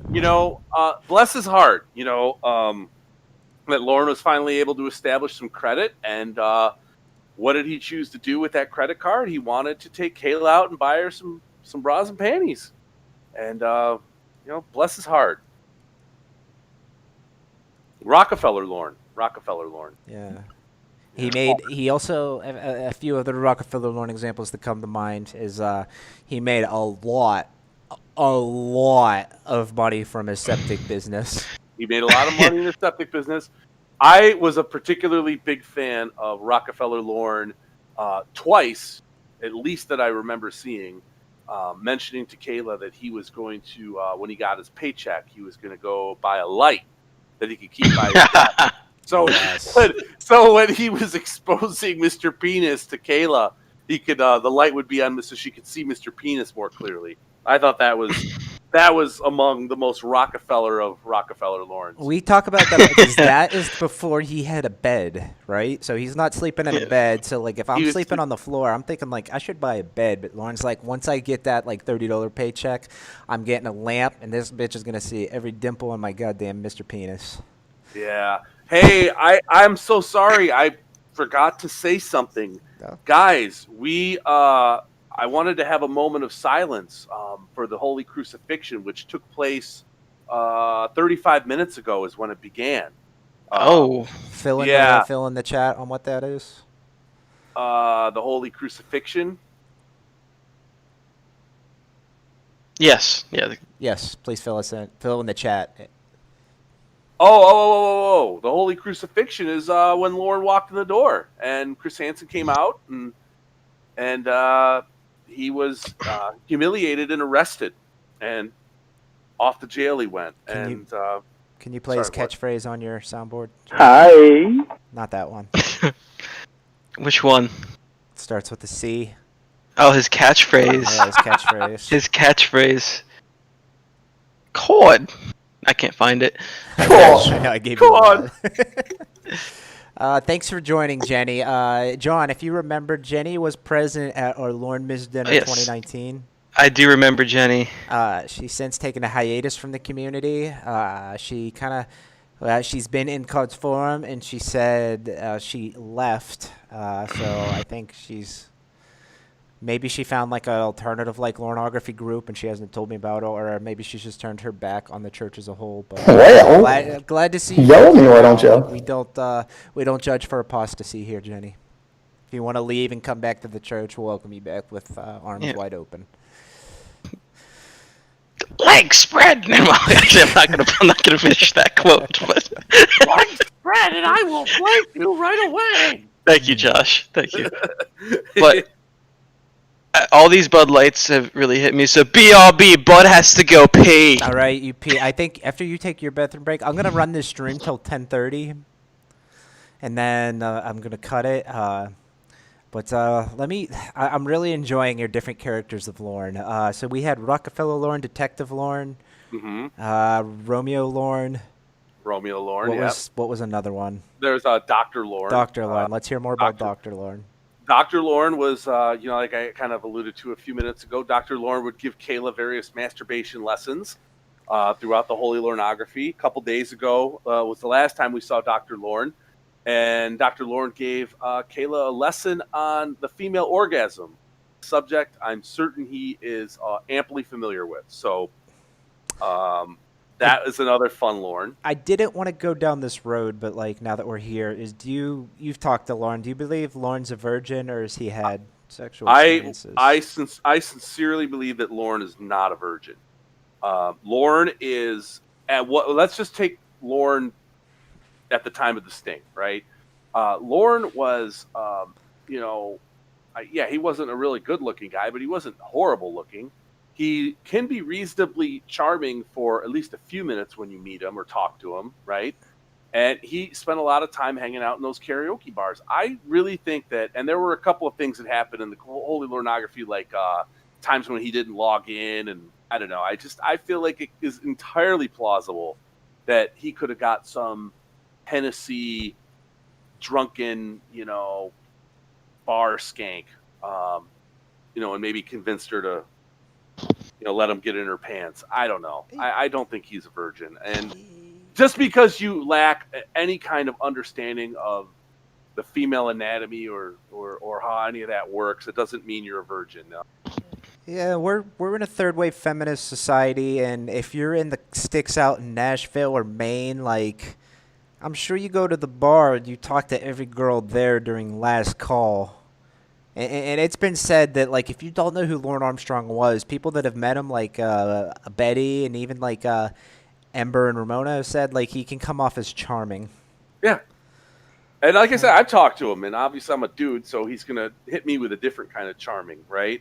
But I think he could be reasonably charming, and you've heard it. And even Casey said that in her interview after the sting, basically saying how comfortable she was with him when he came in. He's like, wow, he's just like, endearing. Because in calls I've listened to, and he's not going off about his like child sexual predation. There is points where like I'm getting just sucked into like what he's saying, and then I just have to like snap myself out of it because I know who he is. But if you don't have the education in Lorneography, I could see that. You bring up a great point. Like I was on the fence, but the way you put it, we were actually talking if Lorne was a virgin, John, and Josh said no. No, way. I could hear, yeah. And I'm starting to lean towards the fact that he probably not. And remember, the dude was 37 years old, the time of the bust. He's lived in various parts of the country. He hasn't really have the opportunity to settle down anywhere where everyone knows him. Everyone could be like, yeah, that guy, that fucking, right? Like, he could show up somewhere new, put the charms on for a 4 or a 3 at the bar. You know what I mean? And he might have some luck once in a while. Sorry. I was just gonna say, has he had repeat performances? Maybe not. Probably not. You know what I mean? But I don't think it's. I don't know. I think. I mean, I don't think he's a virgin. He was also in the Air Force for a while, and you see some of his older pictures, and he wasn't like, you know, he wasn't not like a handsome dude in his youth. You know what I mean? Like he was. I'm sure he did fine. I don't think he might not have been laid for a while. You know, there's that. He has mentioned on one of the calls that since the bust, he hasn't had sex. That was like 2 years ago. Yeah, and I don't suspect he's had sex since he's been out of prison. Since his bust. But like before that, I don't think it's unreasonable. And maybe it was a while. I don't know.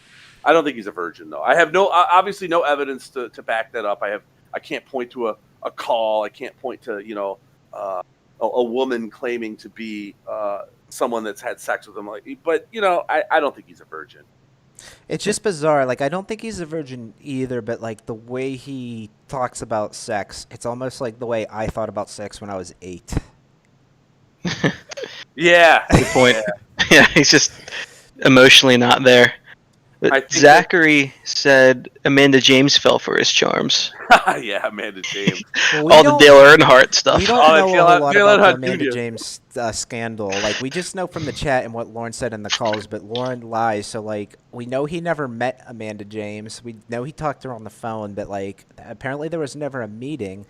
And Lorne was living in Washington, and then he says he moved to Maine to be closer to Amanda James, who lived in Pennsylvania, which, if you know your United States geography even slightly, the closest point to Pennsylvania is probably like 10 hours from the closest point of Maine, so that doesn't make a whole lot of sense.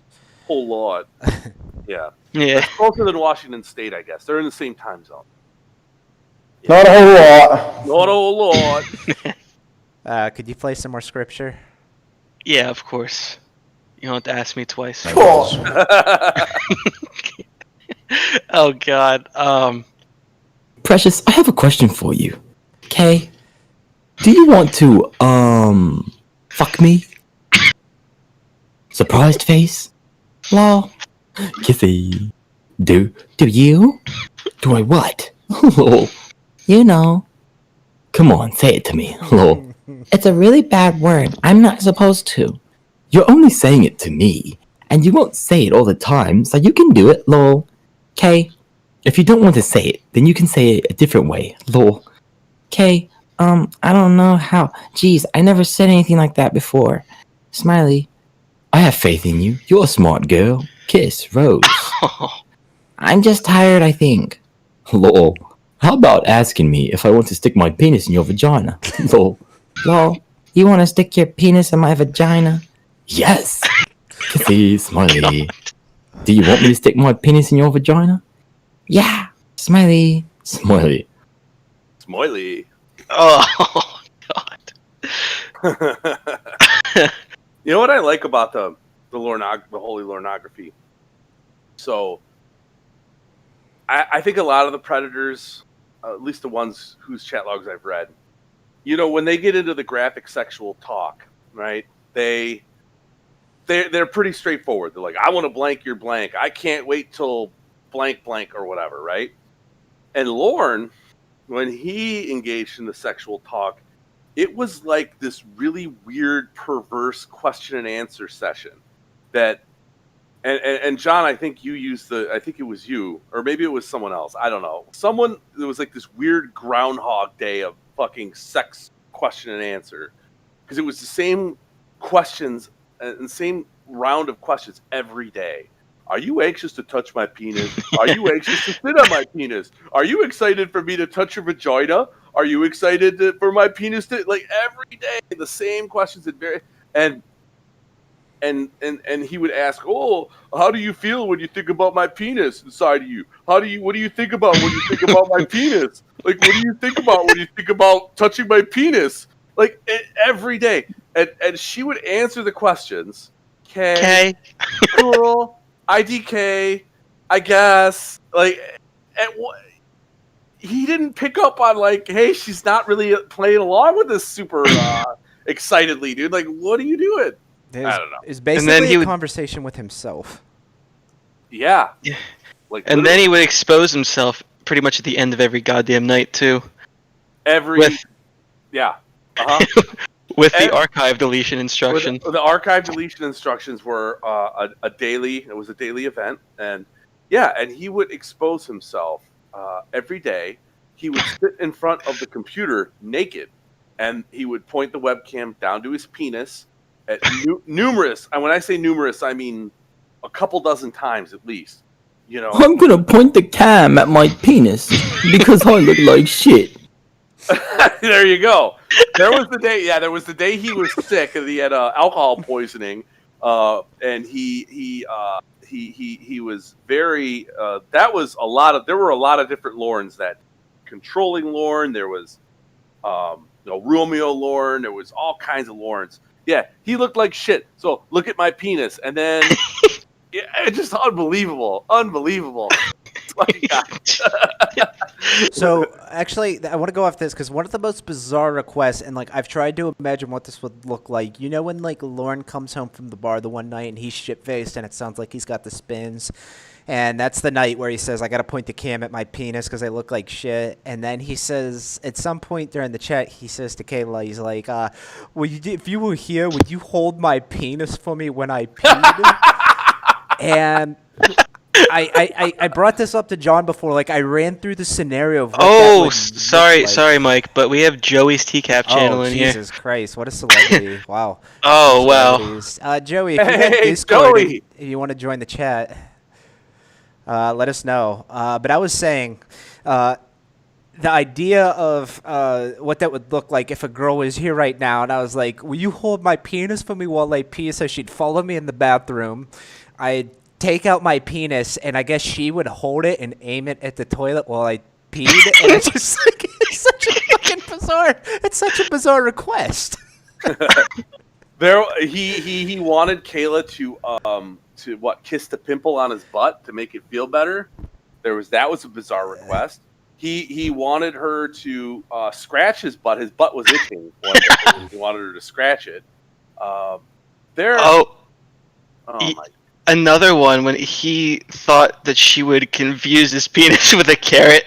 Yeah. In the middle of the night, sleepwalking. Please don't cut it off.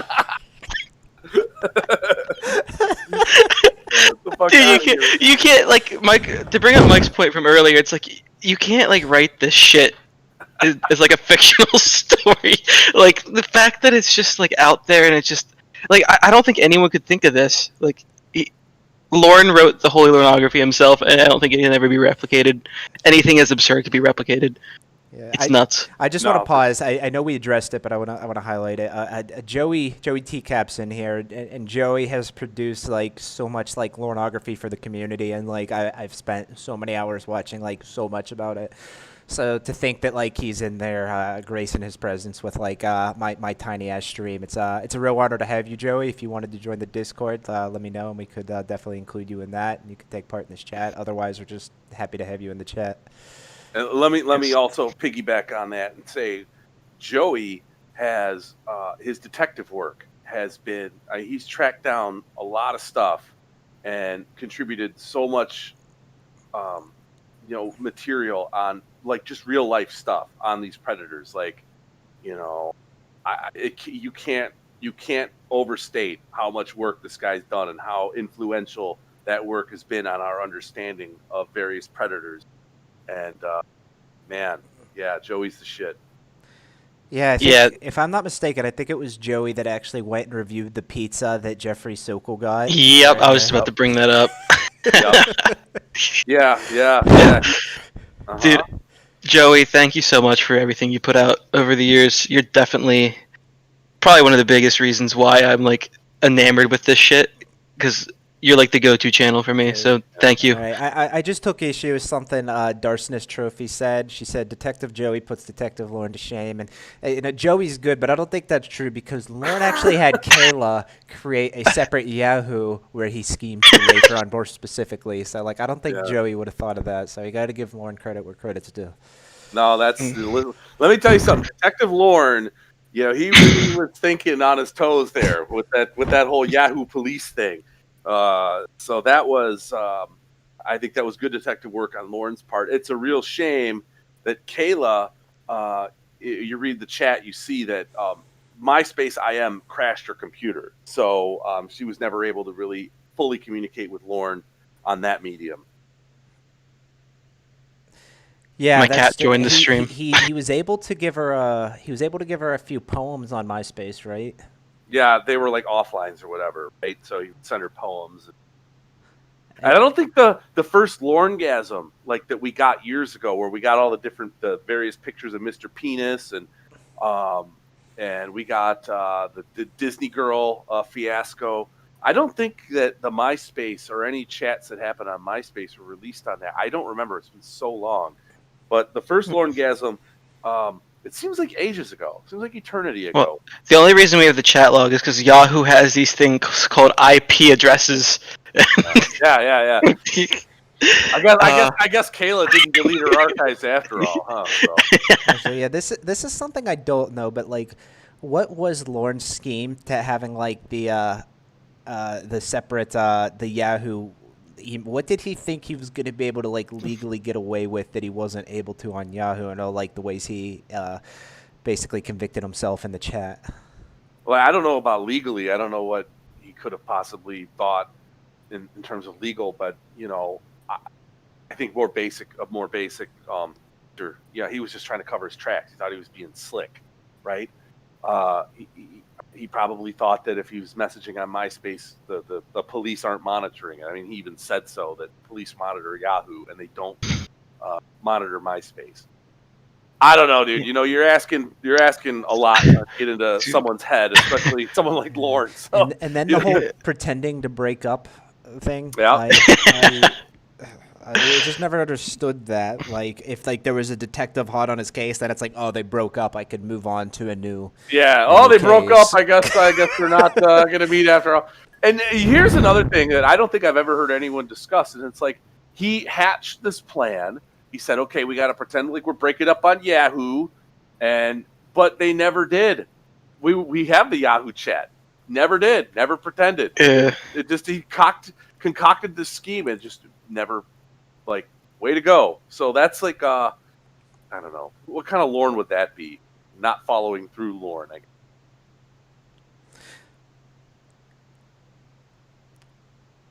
Damn. Not following through Lorne. So I was going to end this at 10:30. You guys good extending another half hour? I will be on for a little while, yeah. Yeah, I'm good for extending it for another half hour. I'd love to get Joey in here. I'm going to send him an offline, see if he wants to join the Discord, just to pick his brain for a half hour. He didn't really answer me on that, but... Yeah, Joey, she says Josh was the first guy. I was the first guy. I wasn't the first person, so good distinction there. I'm actually going to use the restroom real quick, so if you guys want to fill in while I'm gone, I'll be right back. We could play some Holy Scripture while you're gone. Holy Scripture. Yeah. Is Miss Vagina thinking about Mr. Penis?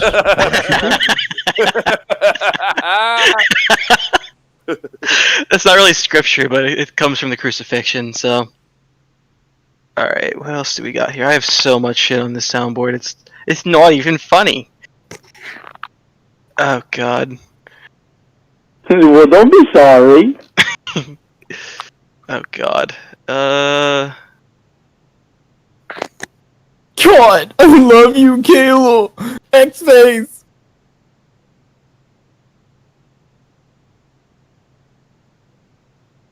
Are you nervous about talking to me? What else? We got a lot of stuff on here. How many times do you want me to stick my penis in your vagina while you're here? I don't know. How often do you want me to touch your vagina? God.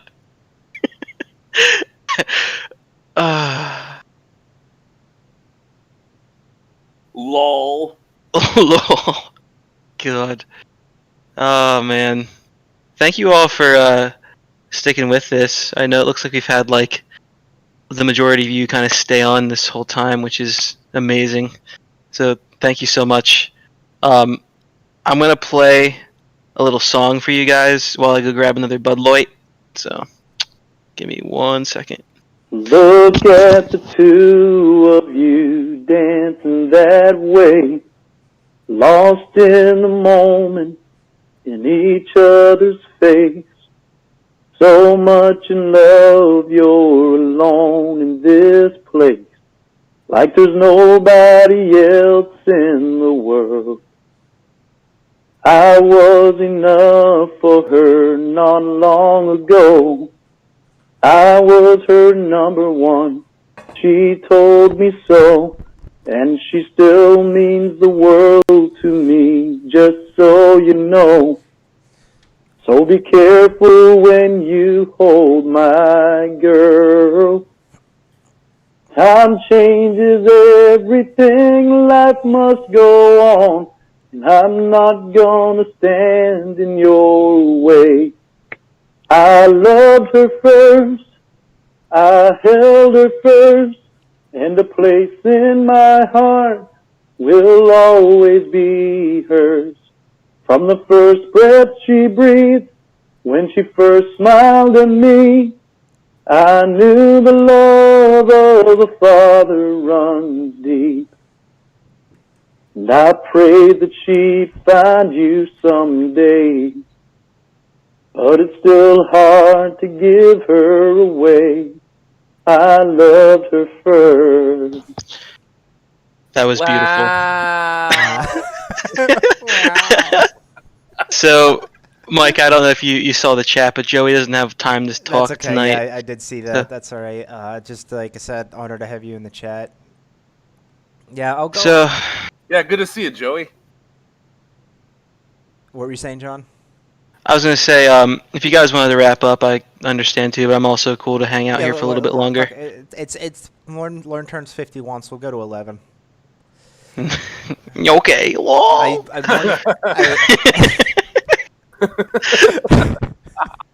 I wanted to bring. Jesus, hold on. Alice Schneider, the voice of an angel. Yes, the voice of an angel. God, I love you, Caleb. Alice is thinking like Lorne's definitely not a virgin because if there's more ladies like me, there's no way he's holding on to that V card. That Jesus. is fucking hilarious. Fucking funny.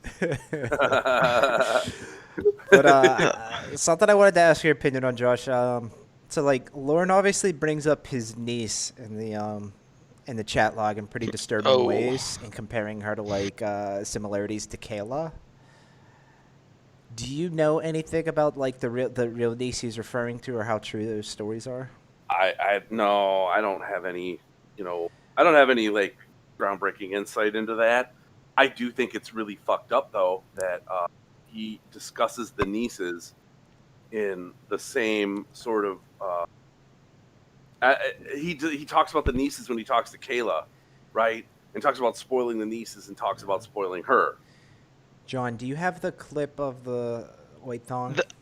I know what you're talking about. I don't think you sent that one to me. I don't have that on my soundboard. He said something along the lines of in the chat. He did say something when he was pestering Kayla to have Dr. Moore, ask Dr. Moore if he would buy her thongs or something. Yeah, we have that scripture somewhere. I don't know if we could dig it up right now, but basically he says, do me a favor, ask your dad if you could buy a pair of white thongs. It'll make him feel close to you. And she's like, what the hell, are you sure?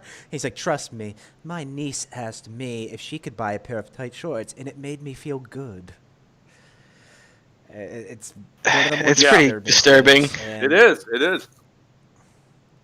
Yeah, I don't have that, Mike. I'm sorry. I think it's only on yours. And I don't have a niece, but like I feel like if she did ask me something like that, I'd be like, never ask me anything like that again, and it definitely wouldn't make me feel close to her. And like it just shows something disturbing in his mindset of like how he thinks like older male relatives should act towards younger female relatives, like what the dynamic of that relationship should be. It's a very Well, then also to the beginning of the chat, it was like the second or third thing he said to her.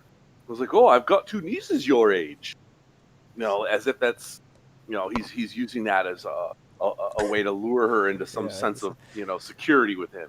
So you've obviously seen. I mean, I assume you've obviously seen the chats on with Kimmy Coco Cabana or Coco Puff or whatever her name is in like Disney Girl, where he starts immediately running the same playbook of like, there's a lot of bad guys out there, but you can trust me.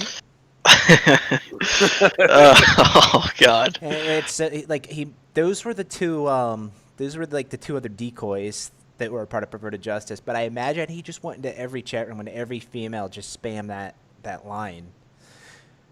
I think that's a playbook that a lot of desperate men employ, and I don't mean just like guys like this trying to hook up with 13-year-olds, but in general, right? I think if you asked women on dating apps or dating sites, right, about some of the messages they get from guys, and especially you get the ones where they just kick it right off with, "Do you do anal?"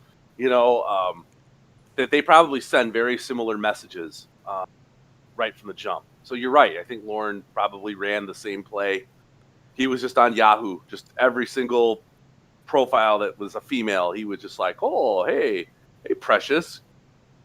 The same act, Yeah, and the interesting thing is, I think it was Disney Girl that was like already like 4 days into talking to Kayla, and I think he had already told Kayla that he loved her.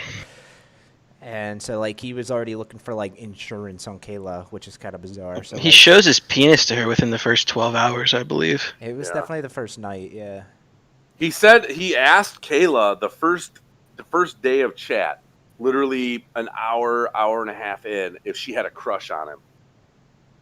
Oh, so, yeah, God. That's the thing that happened there. And I think he did his first penis exposure the second day of chat, if I remember correctly, from the recaps. So, yeah, he didn't waste much time. And then he told her he loved her, I think, the third day. Might have even been the second day, but I think it was the third day.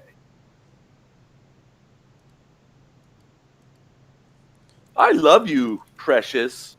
You sound so sweet. So I have an anonymous question. I don't think he wants his name said. He texted it to me directly. He asked, not sure if you want to answer this. Are you guys concerned at all that given someone who did what he did so much attention might cause a copycat looking for attention? I have my thoughts on it, but I'll ask you guys first.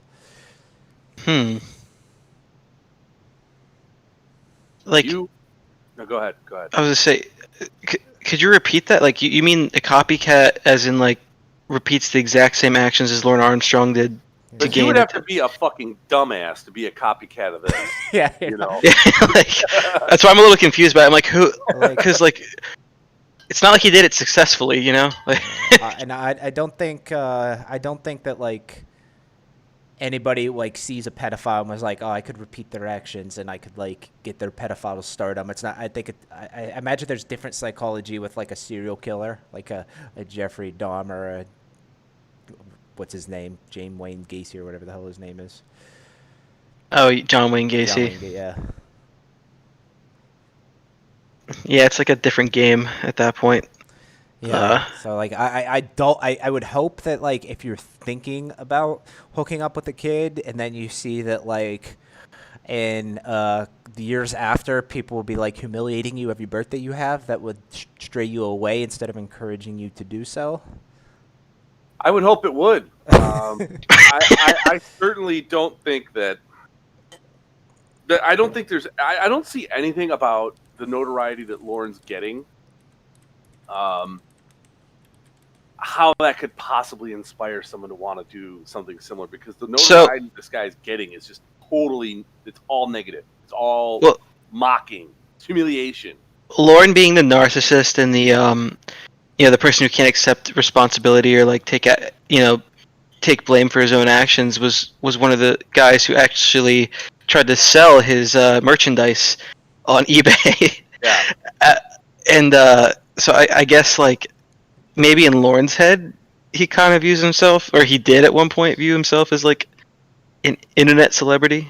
I don't know, like how could you bring yourself to like put your own like wallet when you were incarcerated in prison for trying to rape a kid on eBay for like $100? And not just the wallet, the clothes, the individual a pages, scarf. Yeah, and the individual pages of Taken Abroad that he wrote, right? He was going to autograph. He wasn't going to. He did autograph the clothing items, right, that he sold. He was trying to sell shirts that, bore his resemblance or whatever. Like, he had a cooking show, right? Like, he thought people wanted to see this. Like, he definitely viewed himself as like a celebrity in some right, like, or at least like a public figure. And only in this guy's head would he think that this was positive, that this wasn't mocking. You know what I mean? Like, I think a normal person, if you did something like that, you'd kind of have your tail between your legs and be like, I think I'm going to hang low, right? Not Lorne. Lorne is like, no, I'm going to make a cooking show and people are going to want to watch me make vegan porkless bites. Like, come on. The delusion is just absolutely fascinating. It's really hard to look at the weak and then the justifications. Like you probably know the video examples of my past where he basically pretty much justifies his behavior. No more hair. Shit, I'm sorry. Justifies his behavior in the chat by saying that like his sister owed him mac and cheese. Yeah, because she fucked him over at Christmas time or whatever. Oh my god. And that's the thing, I know we don't have a whole ton of time left, but like I think part of the thing to really fully grasp the situation with Lorne, especially the most recent like batch of catfishes and phone calls, right, is the utter lack of ownership of his own actions that this guy's demonstrated. All you'd have to do, and all this could be avoided. All this torment that the internet is putting him through would probably be avoided if that first call with Ember, and he would have just been like, "Hey, I get it. I fucked up. You know how I fucked up? This is what I did. That was wrong because it's wrong to do that, and I paid the price for it, and I'm a stupid dumbass for doing that. Or even something remotely similar to that, right? But he didn't. He made videos, like you said. Oh, my sister dicked me over on some mac and cheese, so that's why I had to go try to rape a 13-year-old, And he had his heart broken by Amanda James. And yeah. And as Chris Hansen would say, so because you got taken advantage of on the internet by a couple of women, it was okay for you to take advantage of someone on the internet, right? Like, no, it doesn't work like that. None of this is not how any of this works. So, it's to really understand Lorne and to really understand Lornography and to really understand the whole thing that we all find fucking fascinating about this guy, you just have to see how much of a weak little manlet this guy is, who just refuses to accept any responsibility, who refuses, and when you confront him or you corner him, he deflects, or he goes into his crying act, oh, we'll go easy on him if he's crying, That's Lorne, so. So Elise asked, and this kind of tails off that, she goes, what's his IQ? And, I can't look at a person and know their IQ, but I think the larger crux of the question is, is he a smart guy or is he a dumb guy? And I think there's arguments in both sides. You could be an incredibly intelligent, delusional person. Now, granted, I don't think he's incredibly intelligent, but, he filed a lawsuit, maybe with your help a little bit, but, he wrote a book.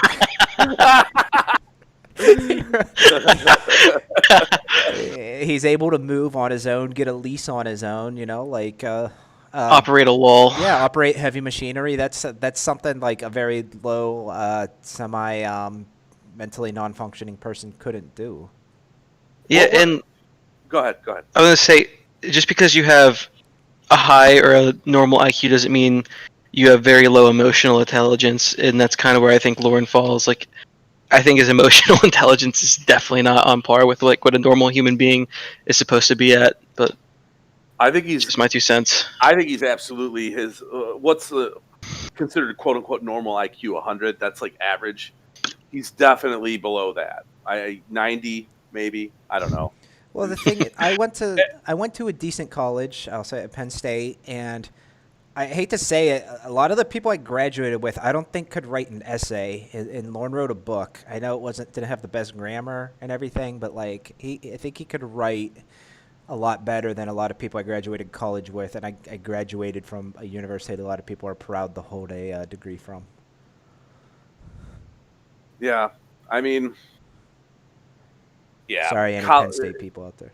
Well, yeah, I don't know.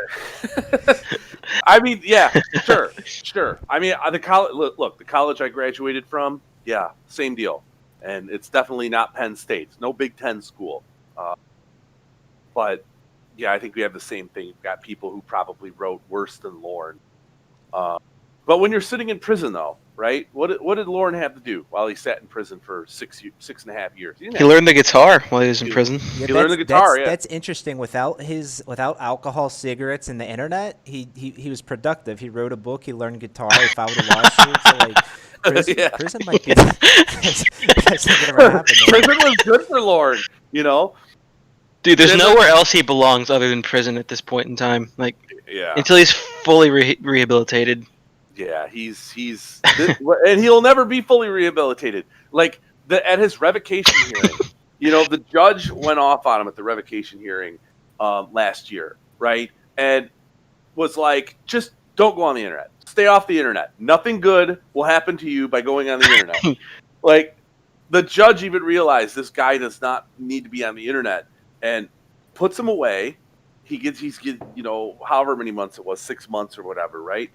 He hasn't been back on the internet, far as I know. I don't know what's going on with his catfishes, but, you know, I think until he gets himself sorted out and, you know, learns to one of Lorne's own things is I don't know. He doesn't know how to say no. That's what he blamed. Part of what he blames his showing up at the house, right? Oh, I don't know how to say no. Someone wanted to. Oh, I didn't even want to go there.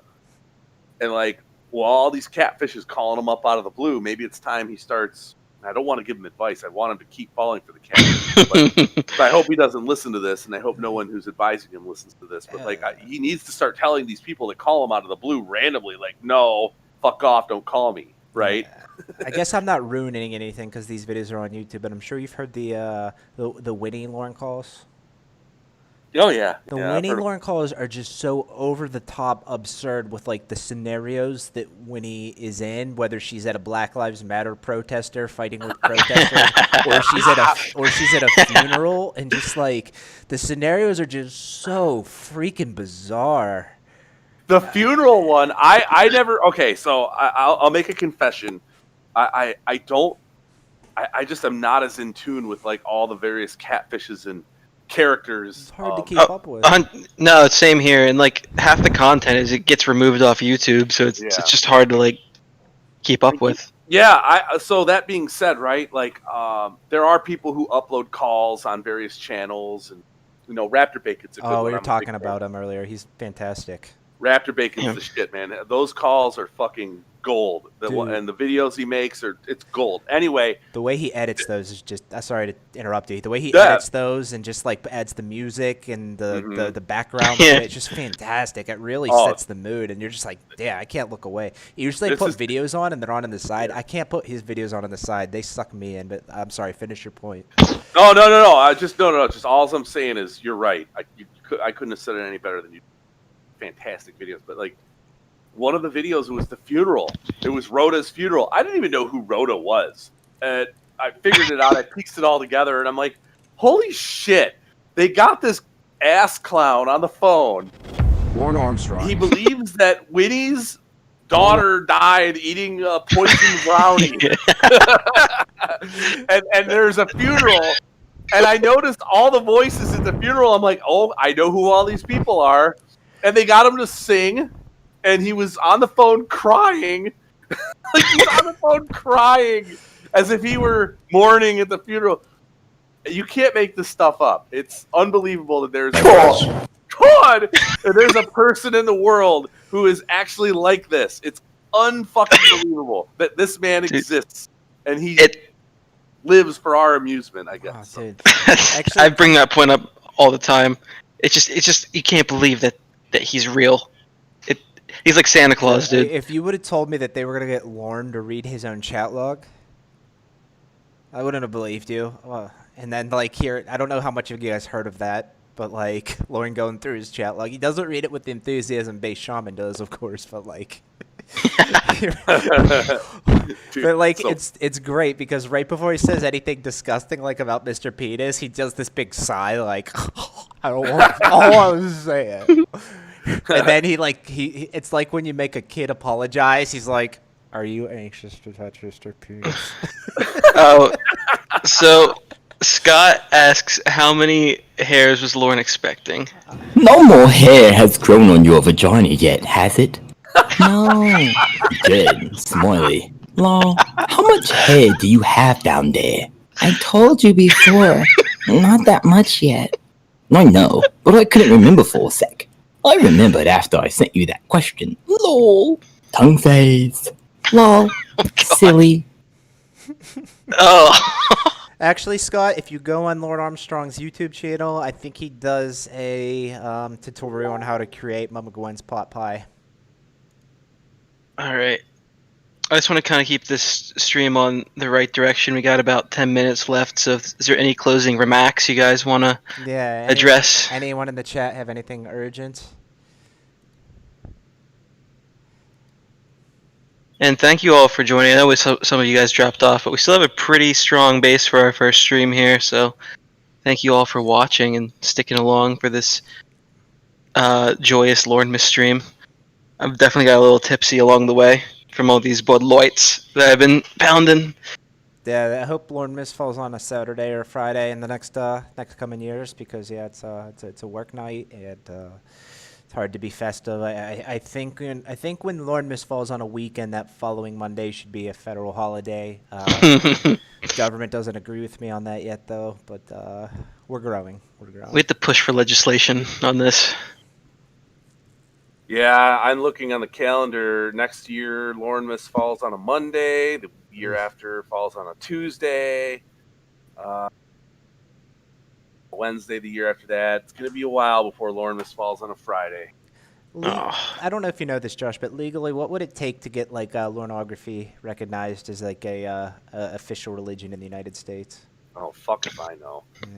There's probably a test, a legal test, like a court rule, if you will, that states, something to that effect. I'm sure it's like a First Amendment sort of, something constitutional. I don't know what it is. If the I don't know. Scientologists could do it, Well, like there's probably a legal test. There's probably like it can't be satire. It can't be, you know what I mean? Like I don't know what it is. But I'm gonna guess there's probably, like I said, like some kind of legal test. So John and I have talked about this. You see a lot of religious people, they wake up on Sunday earlier than they'd like to, and they go and congregate with people that share their religion, and that brings them joy and purpose. And if there was a place I could go Sunday mornings where everybody just quoted and talked about Lorne, my ass would be up at like 6 a.m. every Sunday. Oh, and I'd be down there with the Lornographers and have a little like Lornography youth group. Sounds bad now that I. Well, Mike, let's make this happen. Let's make this happen. We'll do Sunday morning streams from here on out. Yeah, I mean, Church of COD. We could do real early, and we could show our sacrifice by waking up really early than we'd like to on a Sunday, and yeah, that way we'll only get the holiest of Lornographers, those that wake up before 9 a.m. And it's your responsibility to make sure I'm up. Okay, hold on. Before we terminate the stream, I have got to touch on that you just kind of opened that up. That is probably one of my absolute favorite bits in the Holy Lord. Oh God! So to anyone listening, Lorne had a job interview about a week ago. Well, not literally, but a week ago in the chat. 13 years ago. Yeah, 13 years in a week. And it was for his job operating a lull. And he had to be at the job interview at 9 a.m. And the night before, he was chatting with Kayla, and he said he was going to the karaoke bar.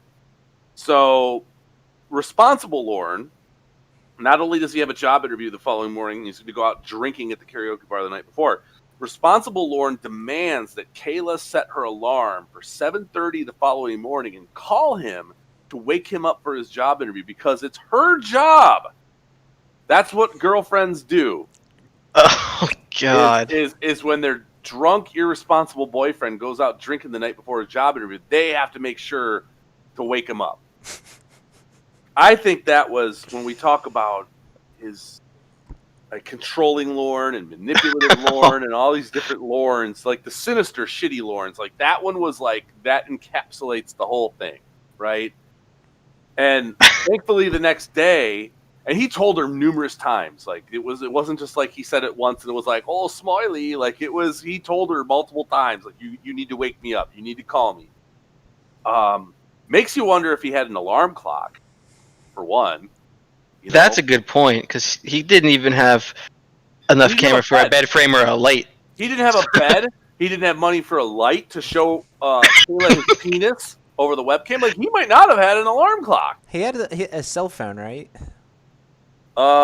Did he have a cell phone at that point? I think that's what he was talking He about. called her when he was driving, right? I don't think No, he did not call her while he was driving. He never did. Did he only have a landline? That's interesting. Maybe a bit of research to do. Wow, that's a good next time, question. Because yeah, like even to the look into that one. even a basic like old non-smartphone, the phone would have had like a alarm clock on it. Yeah, I mean, it was 2007, so you have to think back in the day. Like most people at that point either had like a watch or a cheap alarm clock. It's a valid question, though. I feel like most people had cell phones back in 2007. I don't think I remember ever meeting anyone who didn't have a cell phone, but it was so long ago, right? Yeah. But even, okay, let's just assume he did have an alarm clock. Like, okay, that is still absurd. Like, oh, it's your job to wake me up. Like, dumbass, you're going out drinking. It's not her fucking job. It's your job to be responsible and get up in time for your own job interview. Thankfully, I was just going to say, I was going to wrap that up. Thankfully, Lorne was able to wake up on his own, and crisis was averted. And he ended up at this job interview, and he got the job. Yeah, for a whole week, right? Yeah, for literally a whole week. Literally a whole week. Last night was the last night that Lorne slept on the floor in the apartment. Last night was the last night, or today rather, was the last time that Lorne ever saw Bud. Poor Bud. Bud's the only real victim in this story. I was just you took the words right out of my mouth. I'm gonna say, but it's probably redemption, the fact that he, probably got sent to a better home. I don't know the saga of Bud after the sting, but I'm assuming. I don't think anybody does. Well, here's what happened, right?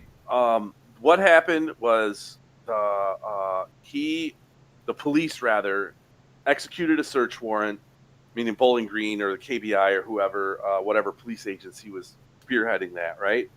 Executed a search warrant. Probably the local Nashville police, well, not the local Nashville police are the ones who executed it and actually entered the premises. Now, that might have been a day or two later. So there were piles of dog shit and dog piss in that apartment because poor Bud had not been let out. Unless Lorne's phone call, he called his Mexican neighbors and said, "Hey guys, I need you to let Bud out." I don't know. We're never going to know the answer. Poor Bud. Mike, I just want to bring this up. With Sam said, I see the Iraq flag in the background. Yeah, if you can't tell, I'm Iraqi. Jesus Christ. No, but I served overseas in Iraq, and that's actually the Iraq flag with the Marine Corps logo in the middle. I know my webcam ain't the greatest, but that's what that is. I'm not. Don't call any like KBI agents on me. I'm not Iraqi, and I'm not talking to any precious princesses here, other than John and Josh. We're not talking about this here, though. Yeah. If you want to talk about it, create a Yahoo, or you could use my PN. Or you can call me on the PN. Tell your mom you're talking to Jesse or Haley, and then you call me. Jesse, Haley, and Maria. Derek, Derek. All right, guys. Now, just think about it being my penis going in you back and forth like that. Only my penis is bigger. Smiley, kiss. Oh, I see. What do you think about that? Sounds pretty neat. It'll be a lot neater when I can actually be sticking it in you. Lol. All right. Oh, with God. that, we already went a half hour over. I think we nailed all the major points. Well, I mean, there's a whole lot of more of the points we could have nailed, but I think 2 hours of hearing us ramble about this. I thank all of you who have sat through this whole damn thing. I know it's probably not that easy, even like you enthusiastic Lornographers out there. But any closing remarks, John, Josh? I just want to say thank you all for attending. This was fucking fun, and look forward to doing another one soon. So, happy Lornemas, everybody. Yeah, let me just say it's my honor, been my privilege, and my treat to be here with all of you, sharing in fellowship about Lorne, and spending this Lornemas with you all, talking about Lorne and said fellowship. It's been exciting. It's been fun. I am honored and humbled that you would think to have me come tag along with you. Absolutely, man. It was an honor to have you. Yeah. So glad to have you as just the tag along. All right, guys. With that, I end the stream. Happy Lornemas to you all, and good night. Bye, Good sweetheart. tidings to all. Bye, sweetheart.